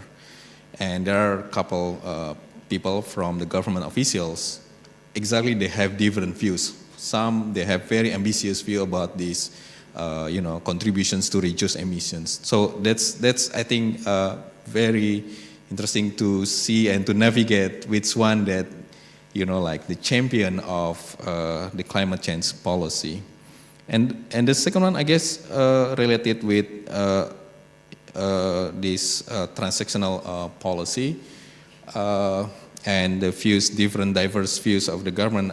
I guess some of all thinking perhaps they do not really, or they don't have really exposure about, or they don't know exactly about the risk or the policy tools to really understand the risk. So part of this process that we collaborate is, given there are a lot, some research studies in Indonesia regarding the climate change, some focus on, let's say, energy transition, some are focused on loss and damage, for instance, mitigations and adaptations. I think we need to have, many studies to really strengthen in terms of the methodology and also in terms of, convincing the government, the policymakers, if they don't act now, there are some sort of the risk, and this is evidence-based policy. So I hope that answers your questions. On the policy sequencing, and I think, yes, this is very important. Again, in Indonesia, we move 5 steps and then backward 3-4 steps, but that's part of the reform. That's part of the reality that we have to deal with. I mean, that's the process. And the policy sequencing, I think we are not able, given that policy reform that have been undertaken in Indonesia. So for instance, like, I think I always cite a success case about the social supports, bantuan sosial. It's very interesting. It's actually policy reform from fuel subsidy, and then suddenly we move into conditional cash transfer. And it was not easy to do. So if we reflect it back into 2005, the first time when the government removed the fuel subsidy, this is also part of the climate change policy as well. You know, like, it was really hard. But again, the thing that I learned from this reform is there are strong academics that really support good policies and strong champions within the government that really agree with this kind of reform. Together we engage and then we move step by step into what we know about the social assistance program. So I guess, that's part of the process, policy sequencing. We are not able to do the reform in one night. It takes time, but again, that's part of the process. I think that's the answer. Thank you so much. I think we already covered the question. So thank you so much for Pa Phillips, Dr. Menon, and Dr. Wicaksono. I think we call it for the panel discussion first, and then come back to you. Thank you very much, Mr. Oka, to the panelists. A round of applause to the panelists. Thank you very much. So now, before we proceed to the second panel, which is climate integration in economic policy, we'll have a short break where you could help yourself with drinks and snack provided by the committee. The snacks are located right behind this venue, so feel free to use up to 10 minutes, I suppose. So we highly encourage you to return after this. Thank you very much.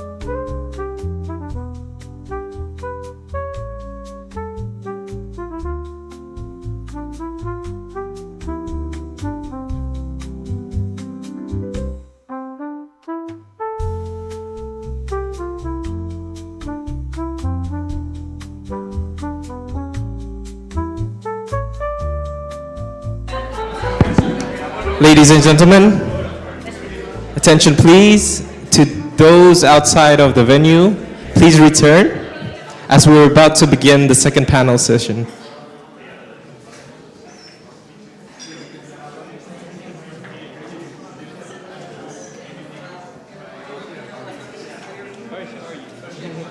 Headache right now. Do you have any classes to teach?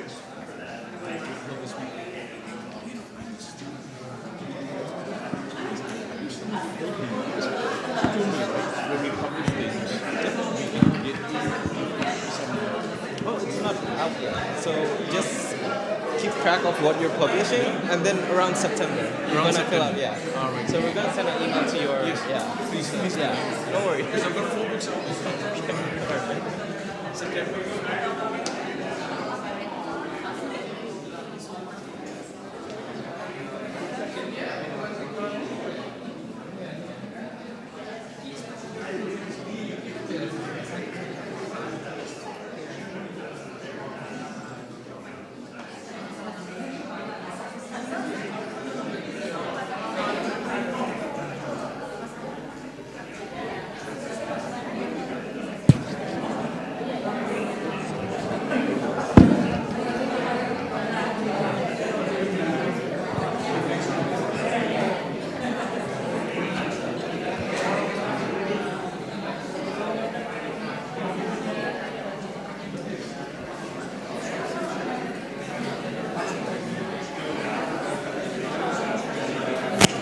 Welcome back, ladies and gentlemen. Just a kind reminder, we'll begin the session. Could we have some order in this venue?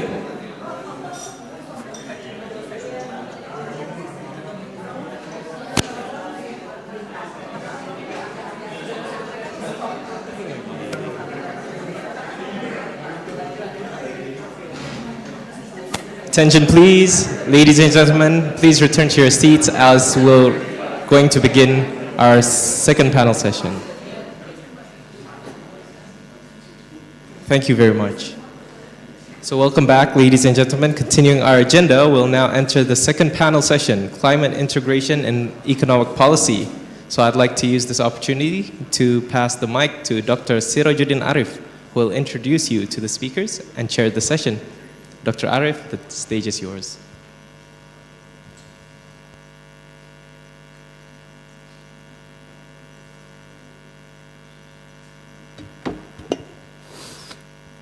Thank you, Fahrul, and very good morning, near afternoon, distinguished speakers, guests, and all the participants. I'm Sirajuddin Arif. I'm political economy researcher with Komitmen.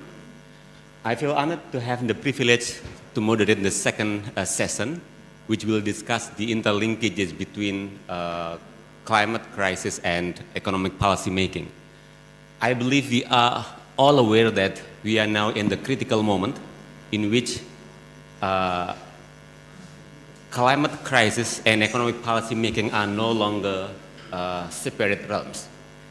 It has been for a long time that climate and economy used to be different spheres in which we live economy to economists and technocrats, and environment, climate to climate scientists. But now we believe that with the rise of the climate crisis, we have to change. We have to change the way we think about the crisis as well as the economic policy making, in which we have to integrate climate consideration with in economic policy making.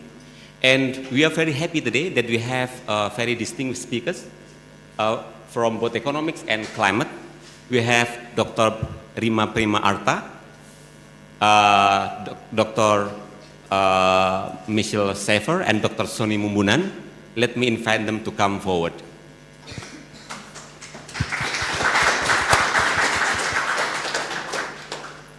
So, we have limited time now, as we are now moving to noon.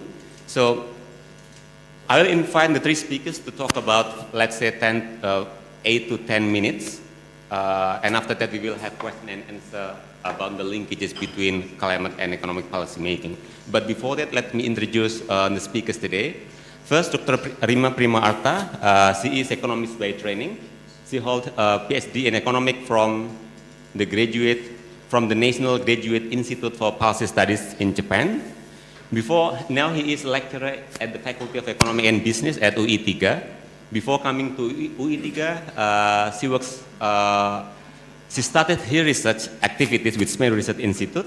After that, he moved to TNP 2K to conduct research on policy and economic policies. And before joining UI 3, she also worked as chief economist at Danareksa Institute. So we have very pleased to have Rima to talk about the macroeconomic of climate change today.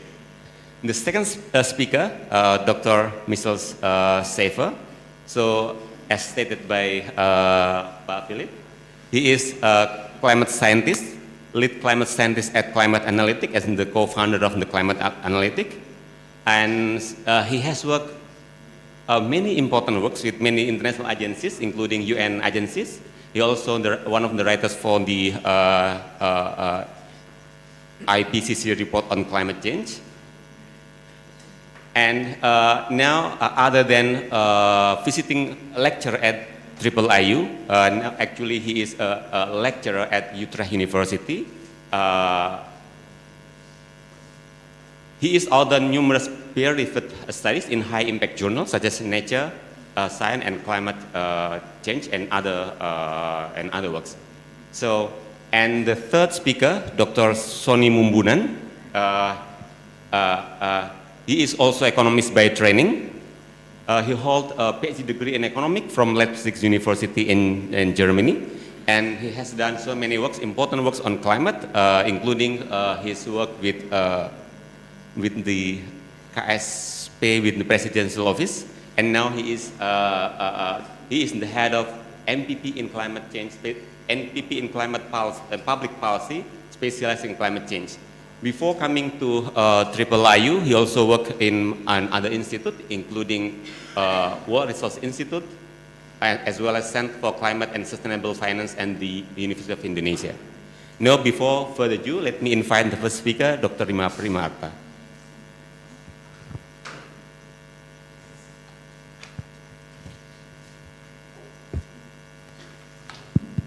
Thank you, Dr. Siro, for the introduction. Good afternoon, everyone. Let me introduce myself first. My name is Rima. I'm actually part of the commitment. And today, I'll share a bit about our initial stock taking and maybe just some reason, like this is actually follow up what been already presented by Dr. Yudo in the first panel. So when we start developing this proposal, we think that there is a huge gap in terms of integrating all the climate risks into macroeconomics and fiscal. Particularly, we see that there is a lot of issues that being addressed, particularly the one that familiar with us, the financial sector, and also because our background is more on development, macroeconomics, so we want to also to integrate that. So when we talk about growth in terms of macro, it's not just only GDP, but it also should be reflected into something that inclusive, including the issue, how is the labor, how is the productivity and the welfare of the household as impacted by the climate change. Next slide. So I'll share a bit what we do in through three parts. The first one is like explaining more about the gap, and then like some insight from recent studies, and last is like how we resonate our work in terms of the sector that we think is most important one. So as already explained in the panel previously, there is a gap. Like for example, like a lot of document in Indonesia, it's built by the model and also assumption with a different kind. So when we talk about to translate those results into policy, there is a discrepancy. So there is no consistency and how to interpret that. As the result, there is a risk of underestimating and then leading to what kind of policy that should be implemented and whether the target is actually feasible or not by those simulations. And we also find that a lot of study focusing on the energy sector, on the transition risk, which is it is justified because energy is one of the most sector that contribute most to the emission. However, there is more than that. If we talk about macroeconomics, a lot of sector in that. And then when we talk about indicator, people tend to see the impact of the climate change to the GDP. But again, because we want to take that as inclusive and then translate into policy that more tangible, that real, like which aspect that we could address. Because when we talk about GDP, it's huge, it's a lot of things. So we need to talk also about productivity, household welfare, and like the financial stability as a financial sector itself.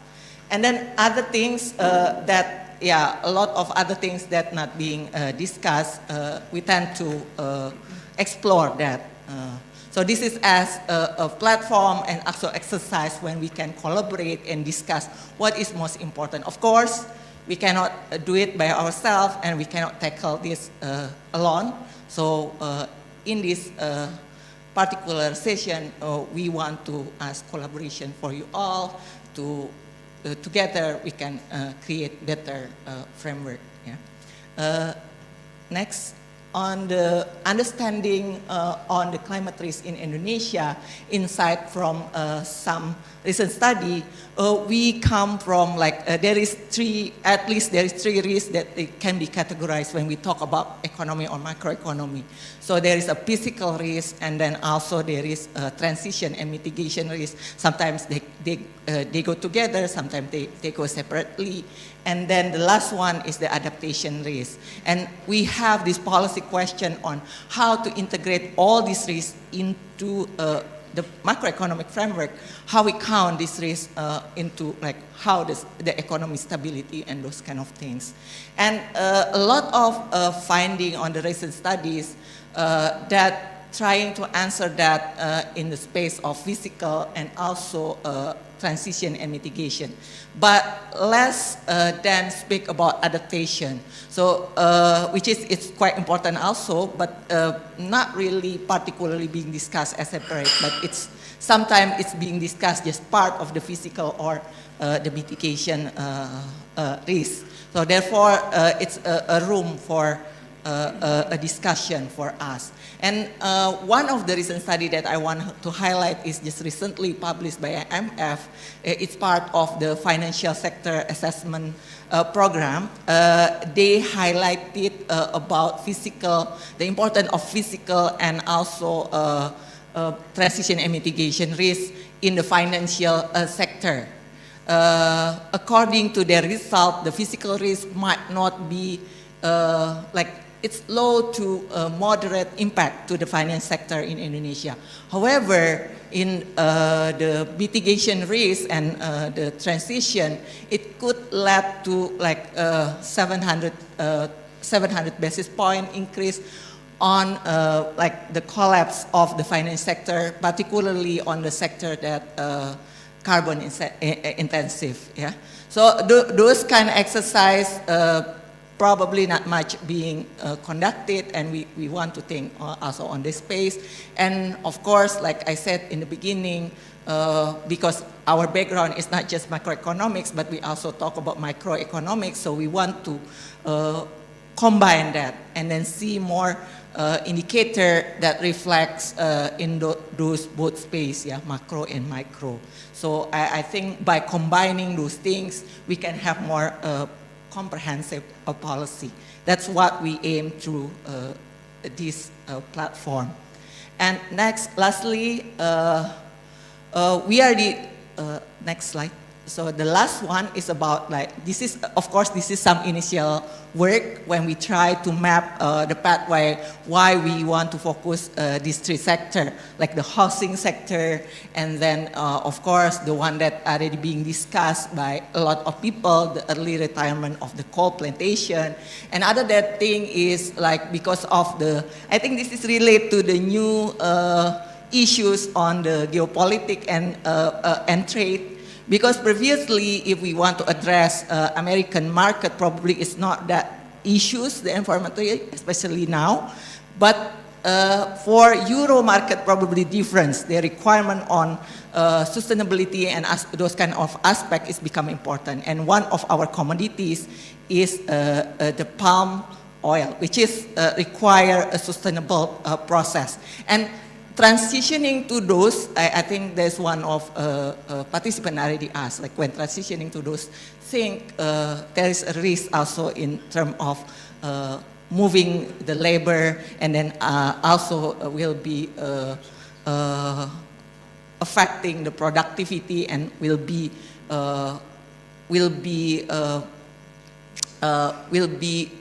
affecting the whole economy. So what we want to try in this initial work is we want to see on the fiscal space, and then on the output and the aggregate and the impact on the labor productivity and to the financial stability. Of course, this is something that we proposed as initially. So this is something that probably just to raise for a discussion. Maybe through the discussion and collaboration from you, Bapak dan Ibu, we can make it something that more useful and more translated into policy that more realistic in order to achieve all this target. I think that's all for me. Thank you. Thank you, Rima, for your insightful point about the linkages between micro and macro and the possible pathways. And now let me invite the second speaker today, Dr. Michel, who will talk about the importance of climate consideration. Thank you very much. So it's very nice to be here. I also wanted to thank Pa Sio and Pa Phillips for the very kind words earlier. I've been working here now for over 2 years, and it's been an amazing pleasure, and the hospitality of the university is impressive. We will continue to work together. I work besides UIII, I also work with Climate Analytics, an organization based in Germany, but with offices in Africa, Latin America, South Asia, and South and the Pacific. And I work with a startup company, Finres, in France, which is focused on physical risks and engaging the private financial sector in financing adaptation in the agricultural sector, and we'll come back to that later. And I also work with Utrecht University, where I will be working a little bit more for in the next year than for UTII. Next slide, please.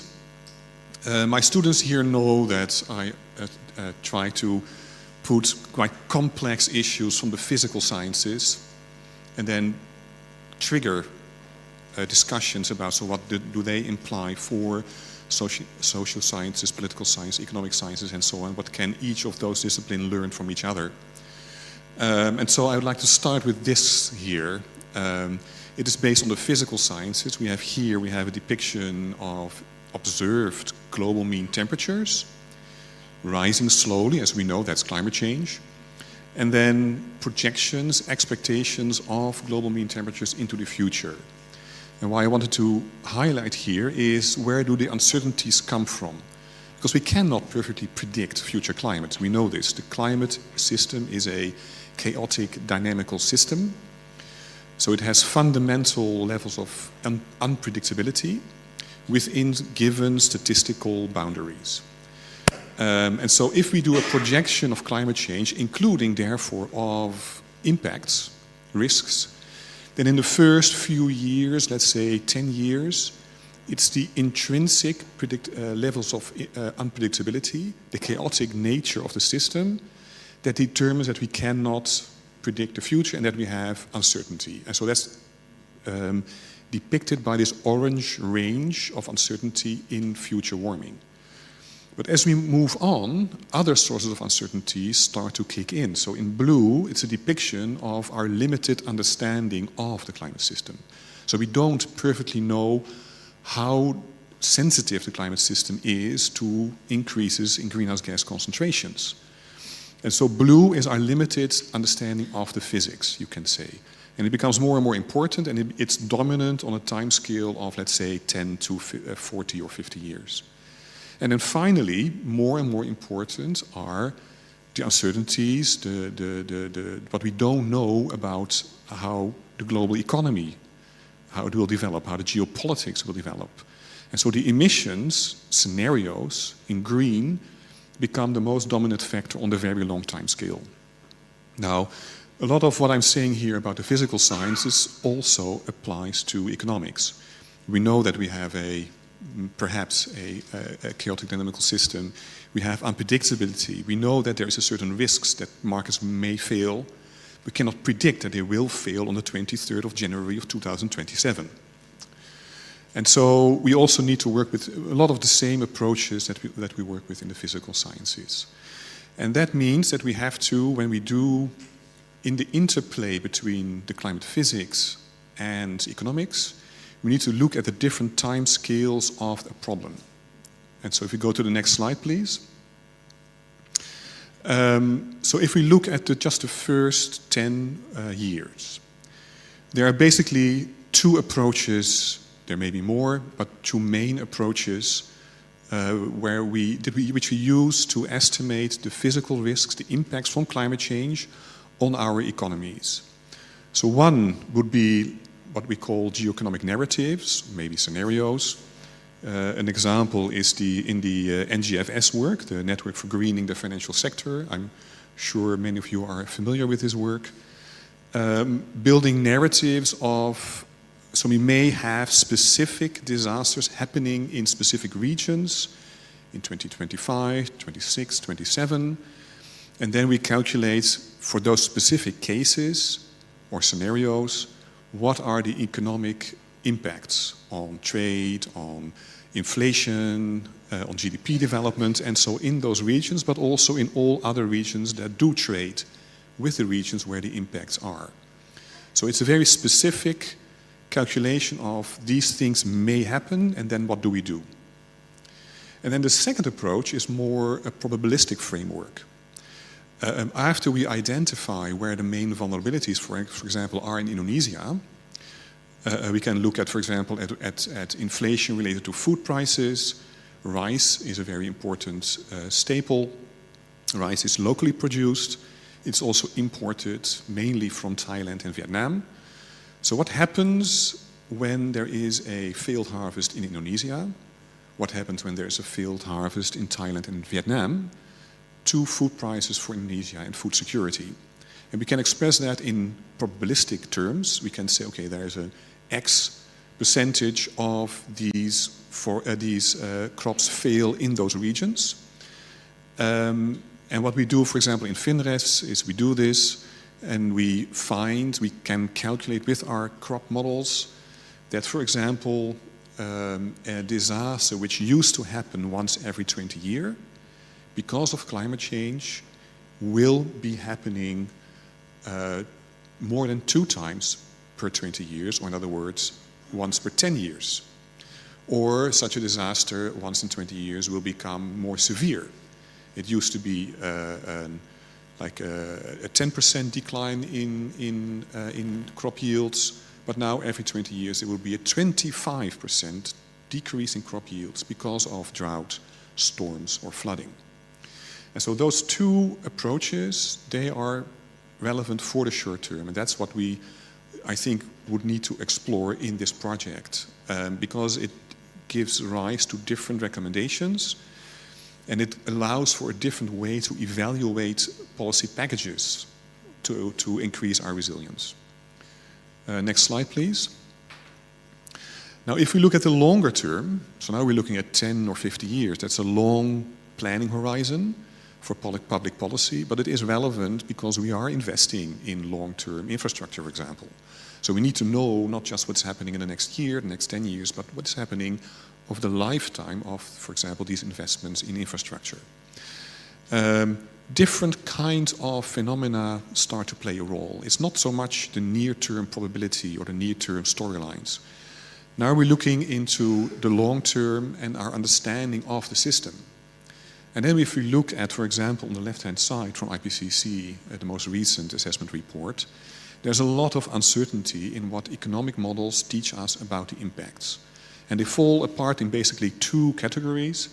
In green, these are approaches that use statistics, empirical models, observations over the past decades, which are built into models that give us the expectations for the future. So we see, for example, here the global aggregate net economic impacts on the vertical axis versus the level of global warming. 1 degrees, we're almost at 1.5 degrees, 2 degrees, 3, 4, etc. In green, we see the statistical models. In the other category of models, we have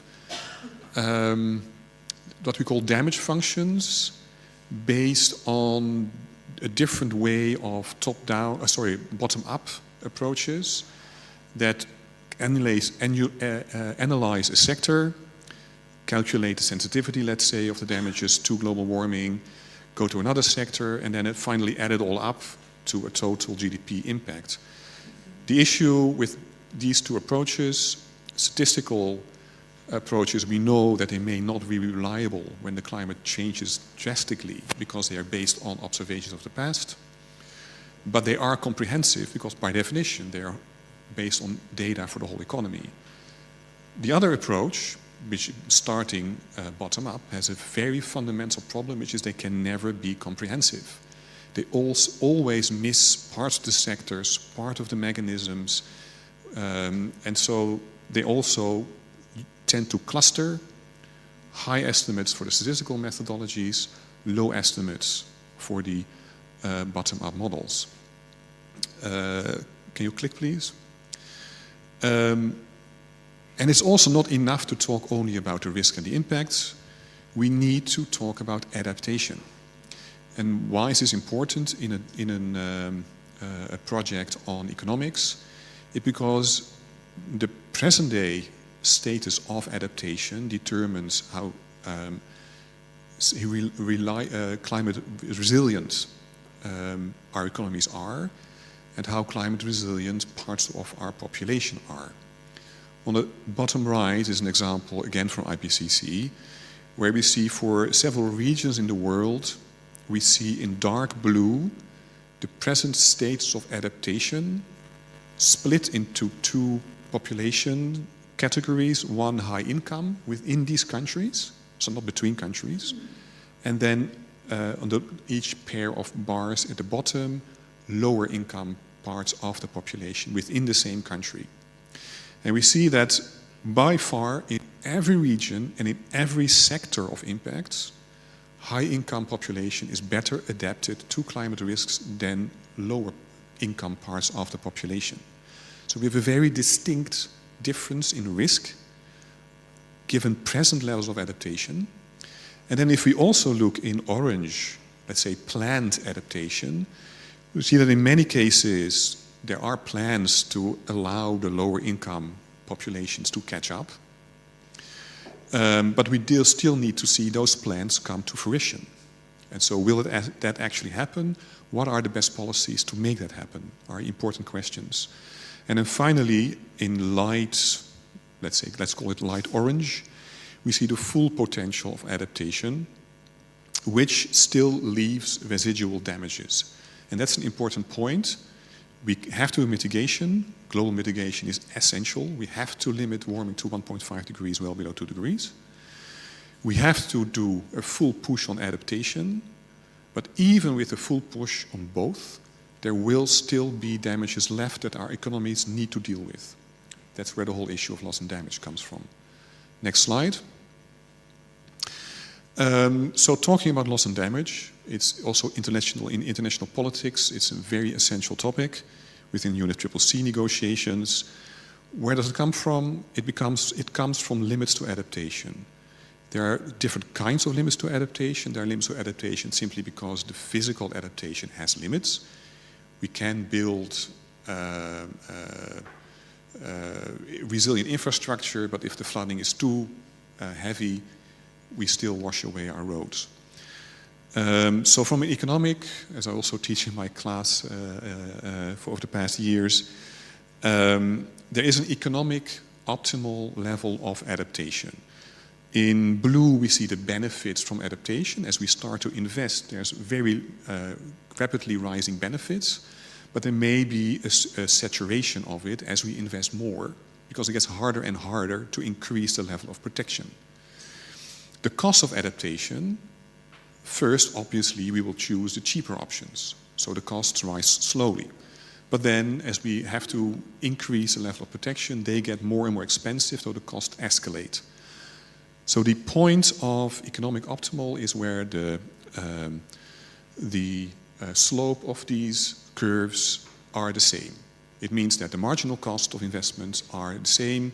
$1 of increased investment in adaptation avoids exactly $1 of additional damages. But this is not necessarily what people want. So we also have to look at what we call risk aversion. How much are people prepared to invest in adaptation? Because it's not just that they suffer economically, but they also place a value on the piece of land of their parents or the city that they grew up with. And so if you click please.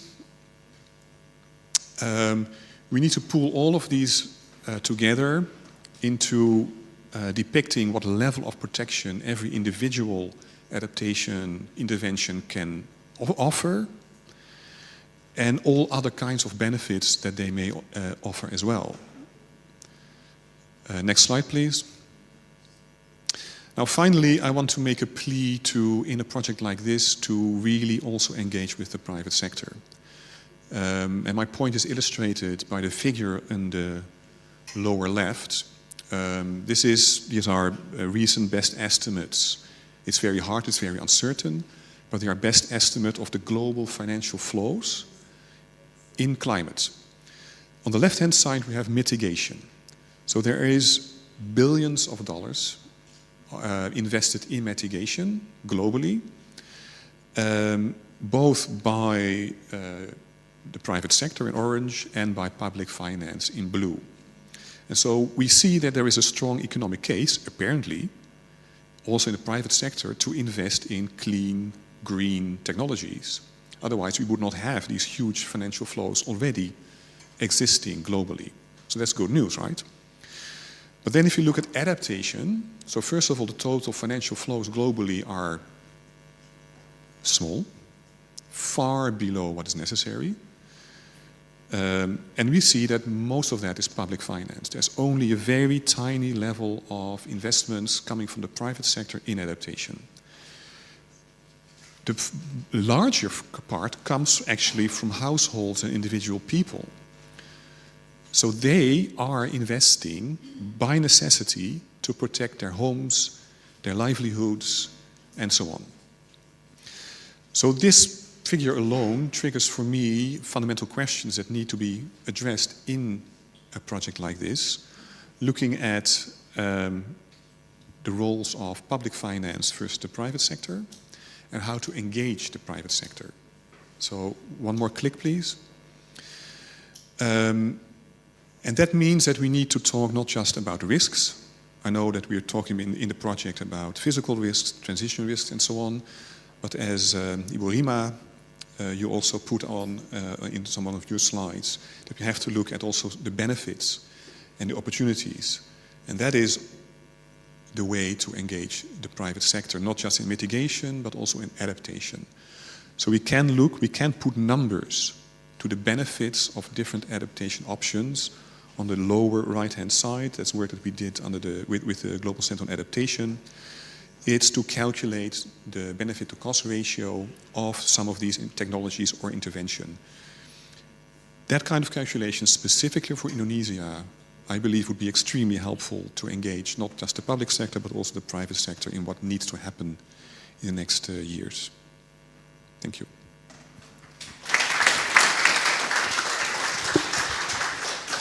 Thank you, Dr. Seifer, for highlighting the complex scenarios we are facing for the future.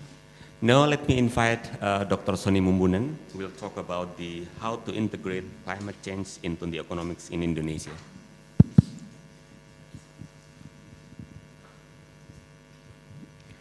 So while waiting, first of all, congratulations to Pak Dekan, Pak Philips, Ibu Dian, for the new projects, and Pak Siro, Pak Yudo. And for everyone here, great to have you here, and probably some of you, this is the first time coming to Depok, the other side of Depok. There's Margonda, but also there's the Jalan Raya Bogor. If you look from above, there are two green spots in Depok, and UI and UIII. Yeah. Okay. Thank you for inviting me to, and the TOR more or less about this. About integrating, you know, or coming up with some ideas about integrating climate change with I put it the economics here, so the economic science in Indonesia. Maybe there's a specific economics in Indonesia, but let's put it that way. I was difficult to find the expression, I put it metaphors, because it sounds probably the same, but people may refer to this as something different.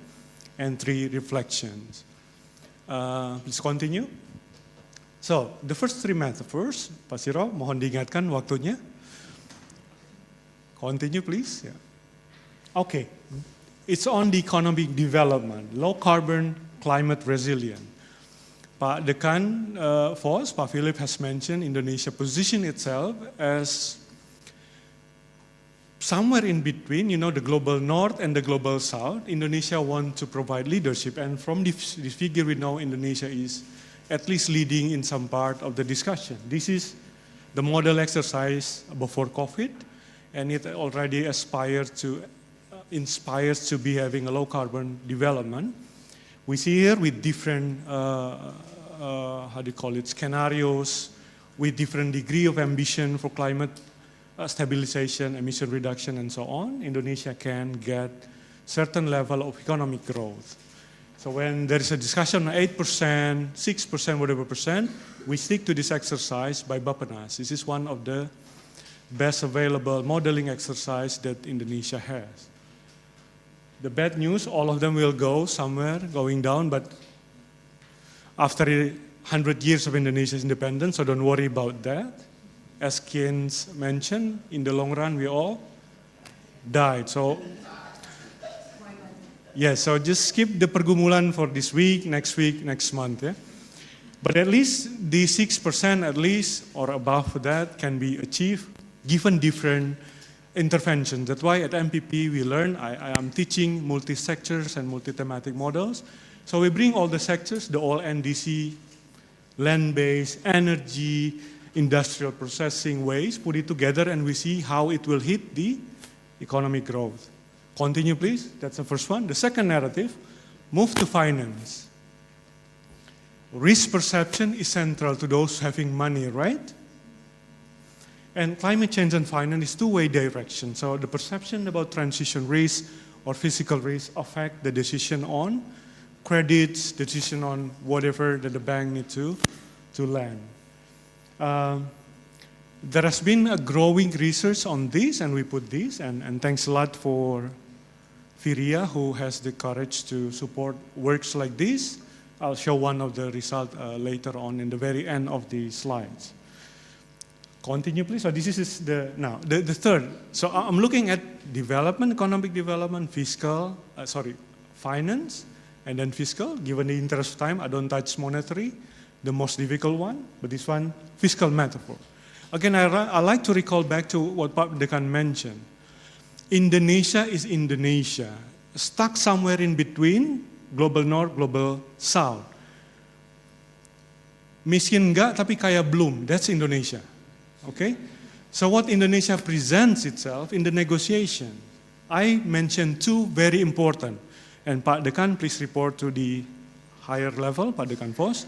These are innovation from Indonesia.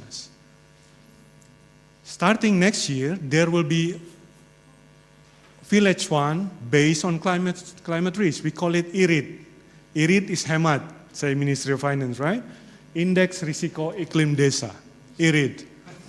The first of its kind in the world, affecting 77,000 villages. Okay, so this is not a formal announcement. I'm part of the process, but Minister Desa has, I think in the last week, has mentioned about it. So can you guys imagine? Dana Desa, the village fund, consider climate projection, the area basah, area kering, projected for 30 to 100 years and use it as a way of allocating Dana Desa. So that's a good thing from Indonesia. Indonesia gelap, I know, but I will highlight some of the not so gelap here. That's starting next year. Starting 2023 is even crazier. You heard about the word RED Plus. Can you raise your hand? RED Plus? Okay, almost half of it. You know how much money have been mobilized all over the world since RED Plus was incepted. Only $3 billion US. Only $3 billion US. Okay? Realization after COP13 in Bali, and then it's only 3 billion. Indonesia, 2023, Dana Alokasi Umum, so General Purpose Transfer, has allocated 1 billion only in 2023 alone. 2024, another 1 billion. 2025, there's another class of discussion because of efficiency. But at least these are huge, a lot.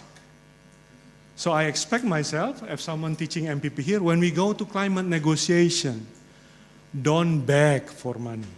Do not beg for money. My dear negotiators, I see Pak Agus here, Pak Agus here, do not beg for money. Okay? You bring this, we have done our homework, we mobilized 1 billion, now give us your money. Okay? 3 menit lagi, okay. Okay, then I continue on the reflection. Thank you, Pak Siro. 3 reflections, but actually it's why economists need to think harder. No offense to economists by training, but I like to invite you to 3 things, okay? First one, this is not a cute thing. There is a humanity issue, a crisis. This is the temperature rise, and it's getting makin tajam, okay? Look at the light. This is, I'm not taking from IPCC, a bit complicated. This is from New York Times. You see, 2010 to present, it's getting cheaper and cheaper. Okay?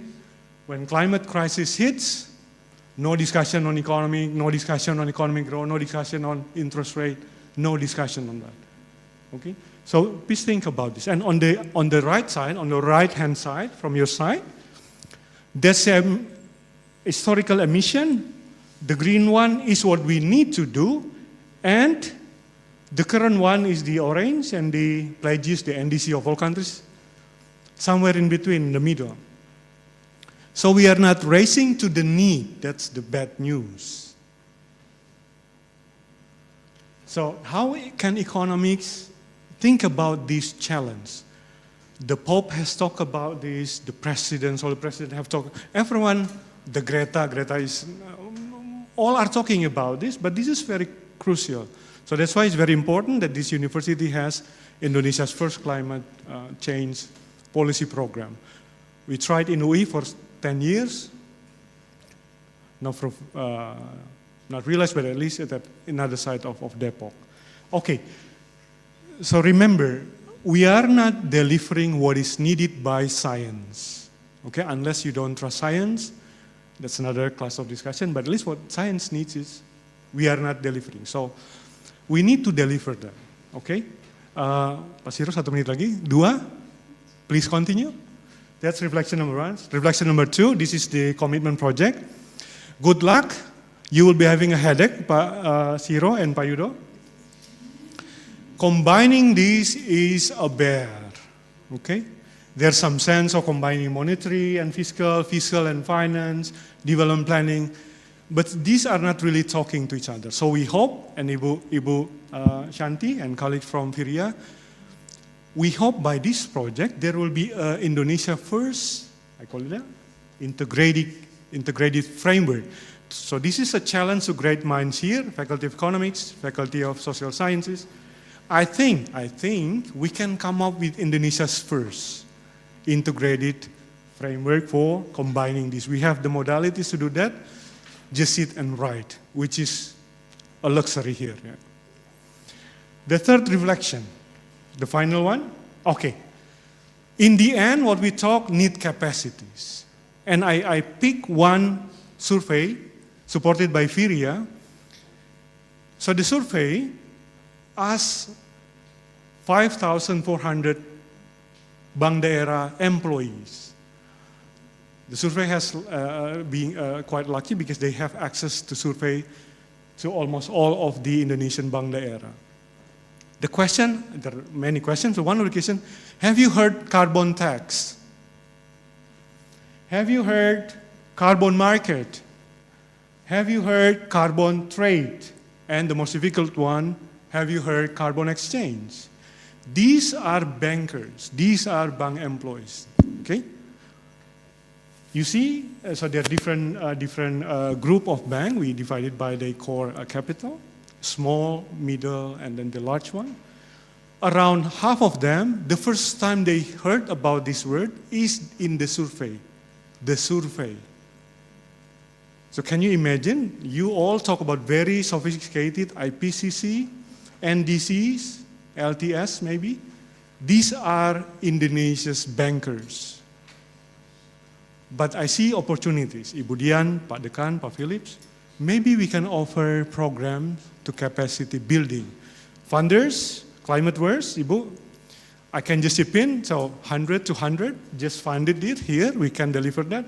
We train all the BPDs, or we give master degree, PhD maybe. But at least they need to understand even the slight difference between these terms. These are different, and there's a huge need to this. Yeah. Pasiro, sorry for the time. Thank you. Thank you very much, Mas Soni. So we have heard all the bad and good news about the climate and economy in Indonesia.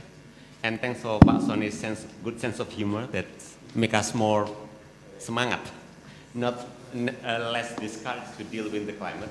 But if you still have concern, have question about the possibility of the country to deal with the climate change now, I think we still have few minutes to open for discussion and question, maybe one or two.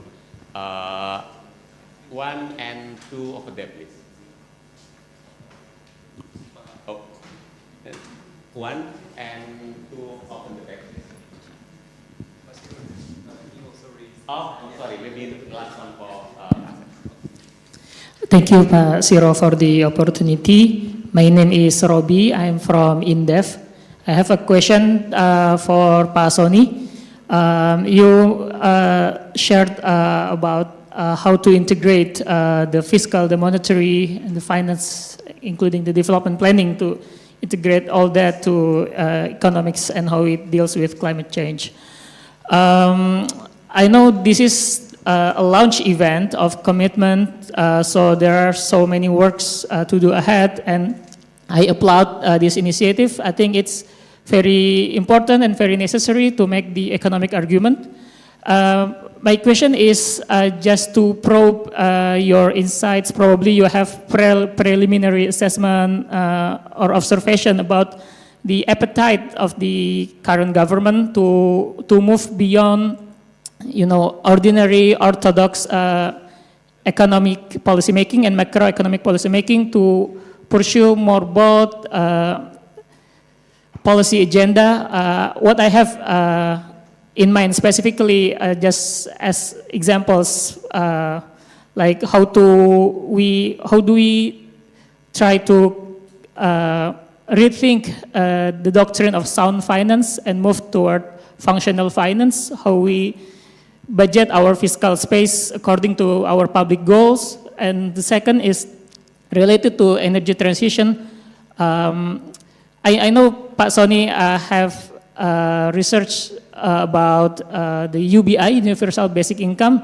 I want to also probe your response about its kind of twin, the jobs guarantee, or even the green jobs guarantee for energy transition. What do you think about that, and how do you think the government sees that? Thank you.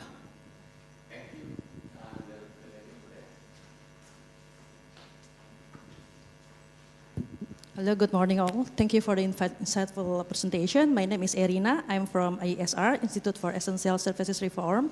I have questions, and also I have statements. Like I do completely agree with Pak Sony and also Bu Rima that that climate change will be impact the economic stability and also financial stability. I train as an economist, but now my professional experience is not about only on the economic side. So I have questions on Bu Rima specifically. When we want to include when we want to integrate the climate perspectives into the macroeconomic, so it will be really beneficial if we can include the banking perspectives also. Maybe this is also important. This is also related to my questions to Pak Sony, because last time IESR was invited by Bank Indonesia to discuss about the sustainable banking. So it's not sustainable financing. So it's primarily focused on sustainable banking. So I got impression that in that event, like all international banks and also the domestic banks. So basically, that event was actually for the banking sector. So I got impression that actually banking, even though they got obligation to make a sustainable report, but actually they don't care about environment, because there is no obligation to impose these climate aspects into the financing. Yeah, so I think it's really important to also include the banking sector. So it's not only about macroeconomics, about sustainable financing. So it's also about the sustainable banking. Yeah, I think that's all. Thank you.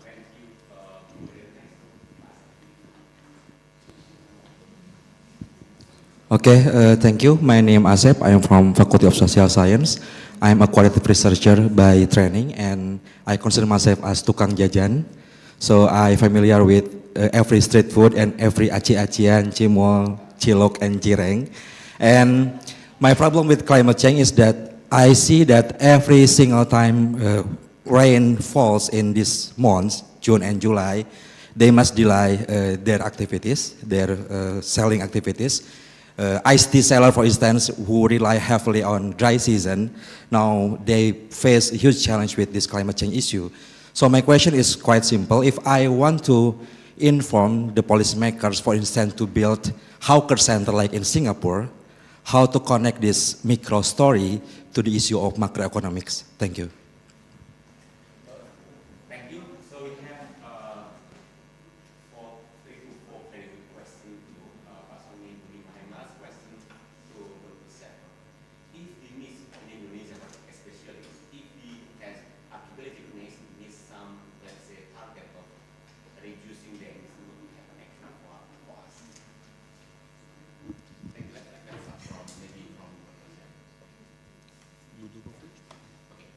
So what was the question? I thought it's for Pak. My question for Pak Saifer. If we miss all the target that indicated by the economists, we cannot achieve the target set by the economists in order to reduce the emission and etc. What will happen for us as articulated next That's a very difficult question in terms of, well, first of all, the Paris Agreement, it's not it doesn't have legally enforceable targets. So if a country misses its target that it has self-formulated, obviously there's no global police that will go knock on Indonesia's door.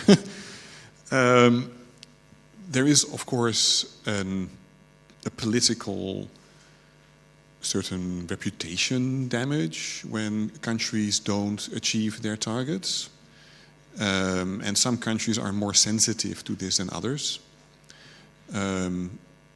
If we talk about Trump, that was brought up earlier, it's quite obvious that it doesn't interest him one bit. Same goes for Russia or these kind of nations. But there are other nations that are more sensitive to this. I do think that regions like Europe are more sensitive to this. A country like China is more sensitive to this. That also translate in some of these countries proposing international targets that are actually less ambitious than their own domestic policies are aimed for. So China is an example of a country that sometimes, often, not just in climate change, but also other topics, over-delivers on what they internationally commit to. It's a different kind of attitude. So for Indonesia, I think it's a mix. I do think that there's some interest in political actors in Indonesia for what they promise internationally, but it's not legally enforceable. And so I think it's more interesting compared to what happens internationally, more interesting is to actually look at the economics. What would be the missed opportunities by not investing enough in some of the things that Ibu Rima Pasoni just brought up, and that I hope this project will put forward more specifically. So not achieving some of these targets like the NDC, the conditional or the unconditional, will lead to foregone opportunities.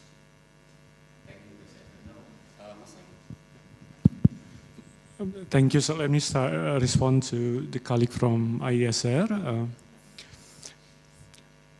In Indonesia, we have actually different multiple policies in place already with different degree of effectiveness addressing climate change. We have to admit that these are separated still, and we need to bring them together. But then saying, for example, that they are not such exercise or intention to put it into real policy, that's not fully true from my experience. Even when you mentioned the Bank Indonesia process, we also learned that some of the researchers at Bank Indonesia, they begin to think about the connection between, say, disaster, climate transition, physical risk, into, say, any measures or outcome indicators related to Bank Indonesia, inflation, and so on. So there are these exercises, but I think what we need to do is to bring this into a very high level, and it become, how do you call it, what we call here at MPP something viable as a policy. Pak Yuda mentioned the policy sequencing thing, and we have a class specific on policy sequencing at MPP. When we keep talking about this, thinking about this, and there will be time with it, we don't necessarily or can fully anticipate that it will become a real policy. Just like the two policies I mentioned, the Dana Desa and the AO, we didn't really anticipate.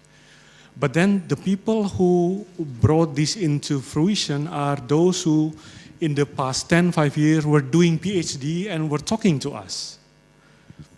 So that's why investing in ideas, inspiring ideas, whoever, and then anticipate it may be something, at least from the policy that I showcase here, that can work.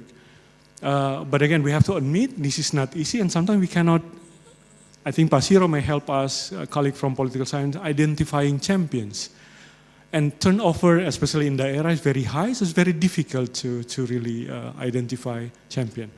I want to recall Bu Manon mentioned about the climate risk test at OJK, a very robust assessment done by OJK, and they're now aiming at full industrial scale next year, but I think it will be probably the next year because of the difficulties of implementing. In Indonesia, we have the idea first.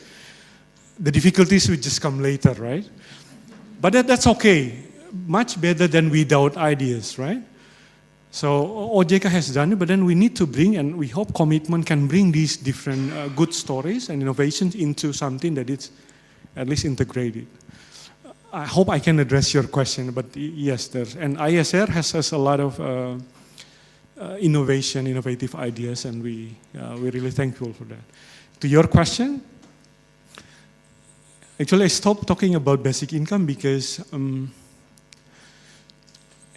when I have a speaking invitation to university, I run a very short survey, and I ask, are you okay if you get money without doing anything? Which is the basic idea of basic income. Most university students oppose that. So at the very thinking level, or Pak Siro may call it epistemic level, there is an issue with the productivist approach, the way we've been taught, the way we think. Even during COVID, we learned that tidur aja itu kontribusi buat society, just sleep, apa istilahnya? Rebahan aja. Rebahan aja has a contribution to society. But still, that's why it's very difficult to imagine basic income. So it's easier to use Pak Yudo words, conditional cash transfer, but make it universal. Okay? The good thing about university lecturers, we can play with words, but the substance, that's why I put metaphors, because there are different people talking about ecological fiscal transfer, climate resilient.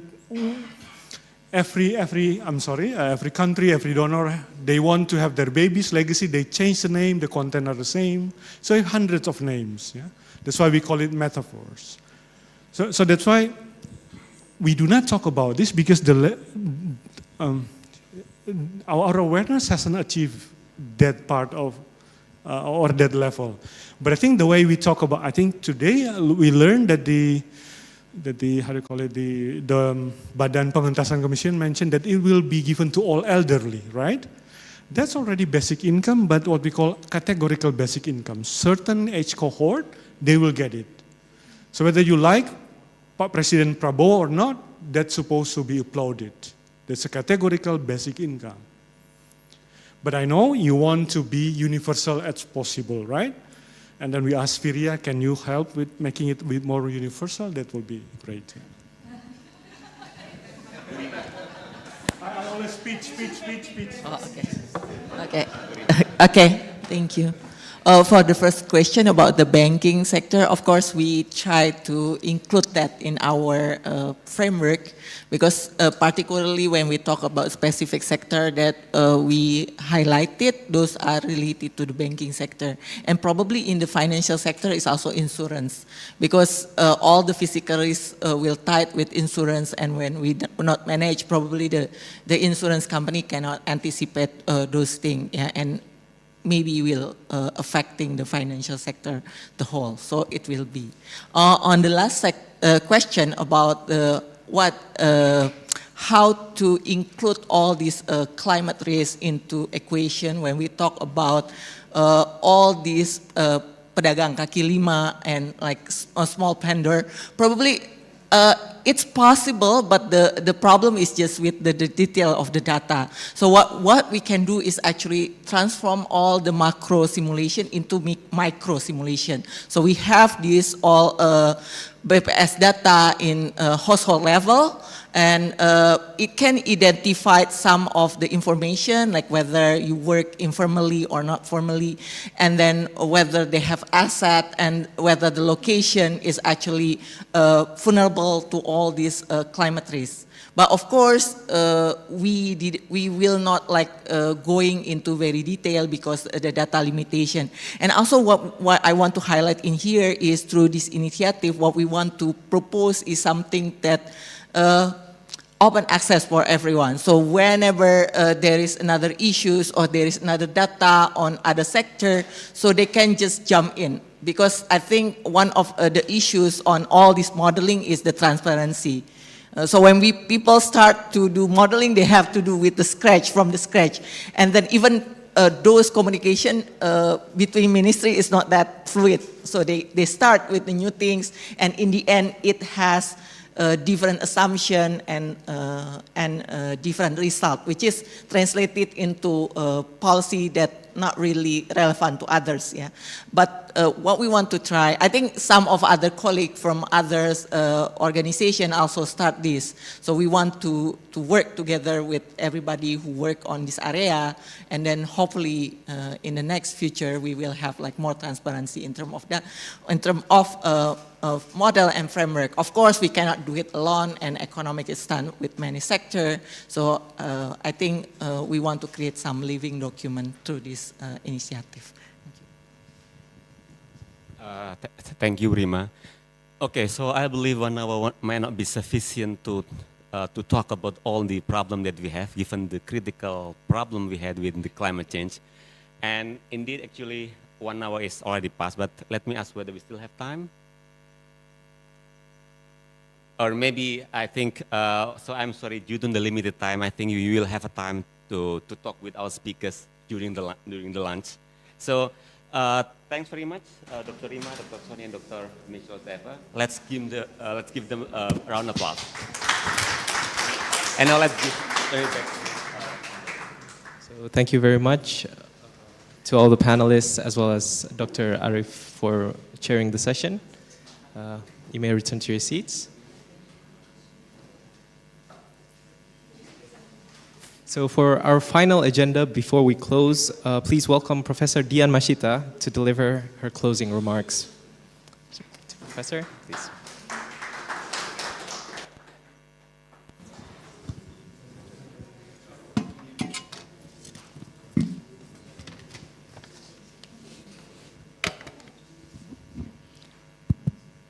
Bismillahirrahmanirrahim.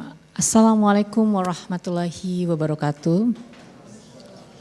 Distinguished guests and colleagues, as we reach the conclusion of today's event, I would like to take this opportunity to share a few reflections on behalf of University Islam International Indonesia. The program we are launching now, Komitmen, represents our dedication to strengthening Indonesian ability to understand, manage, and respond to the economic dimension of climate change. The impacts of the climate change has been felt not only in the environment, but across our macro and fiscal systems, financial institutions, and broader economic structures. The challenges we face are complex, interconnected, and evolving rapidly. What I have heard today from our two interesting panels has pointed exactly why we are here and why this work matters. In our first panel, Teguh Yudo, Pak Dean, Philips Vermonte, and Ms. Surabhi Menon showed a compelling picture of commitment strategic vision. They talk about the importance of having coherent frameworks and methodologies. They also broke the key element of the work, that is bridging the gap between research, policies, and the real-world impact. They reminded us that our works are not just academic concepts, but practical tools for transformations. In our second panel, Bu Rima, Professor Zephyr, and Dr. Soni Mumbunan brought us deep into the issues. They discussed about key areas and priorities. Furthermore, they also discuss on how to operationalize science-based approach into our economic planning. As they highlight about the risk of the both transitions and physical, we are reminded that there are real communities, real workers, real challenges that require our strong attention. However, as reflected in today's discussions, there are needs for improvement in the tools we currently rely on to inform public policy. At the Universitas Islam International Indonesia, we believe that universities have a responsibility to play a meaningful role in shaping how societies respond to complex challenges. We are not only institutions of learning and research, but also platforms for dialogue, innovation, and leaderships. As Pak Dean Philip Vermonte mentioned before, At the FOS Faculty of Social Science has MPP in climate change. At FEB, Faculty Economic and Business, we also open the executive program, Master of Finance in Sustainable Finance. So these two programs support our climate agenda, and we already have a lot of collaboration with Bank Indonesia, OJK, Ministry of Finance, and other leading institutions in Indonesia. So please welcome to fulfill as a lecturer, also send your staff to study at our study program. So as the host of Komitmen, we are proud to contribute to this process. Through this initiative, we aim to address three key challenges: the need to strengthen the evidence-based policy design, enhance the integration of modeling frameworks, and improve coordination among research, policy, and practice. We do this through collaborative research, applied policy analysis, and capacity building that connect academia with government, civil society, and international partners. We want this program to serve as a bridge between ideas and implementations, between institution and impact. We are aware that climate risks are advancing quickly, and our collective ability to respond must continue to evolve. We hope this program can help bring knowledge and action closer together and contribute to bridging the gap between academic thinking and practical governance. Together, we can strive toward building an economic system that is not only more resilient, but also more inclusive and responsive to the future challenges. In closing, I would like to express our deep appreciation to all who have contributed to making this program possible. Your participation and support today are invaluable, and we look forward to continuing this journey together. Komitmen is just beginning, but with your partnership, we are confident that it can become a meaningful contribution to Indonesia path toward a sustainable and inclusive future. Thank you very much. Wassalamualaikum warahmatullahi wabarakatuh. Waalaikumsalam. Thank you very much, Professor Dian Mashita. So before we close this event, I think we should have a final photo session with the audience as well, Pak Phillips. I suppose all panelists can stand in front of the venue so that we can take a picture with the audience. Is that okay? Yeah, that'll be great. So shall everyone stand? Yeah, so that we can see everyone in the venue. Yeah. Yeah. To the media team. Yes. Yeah. Let's have a final picture.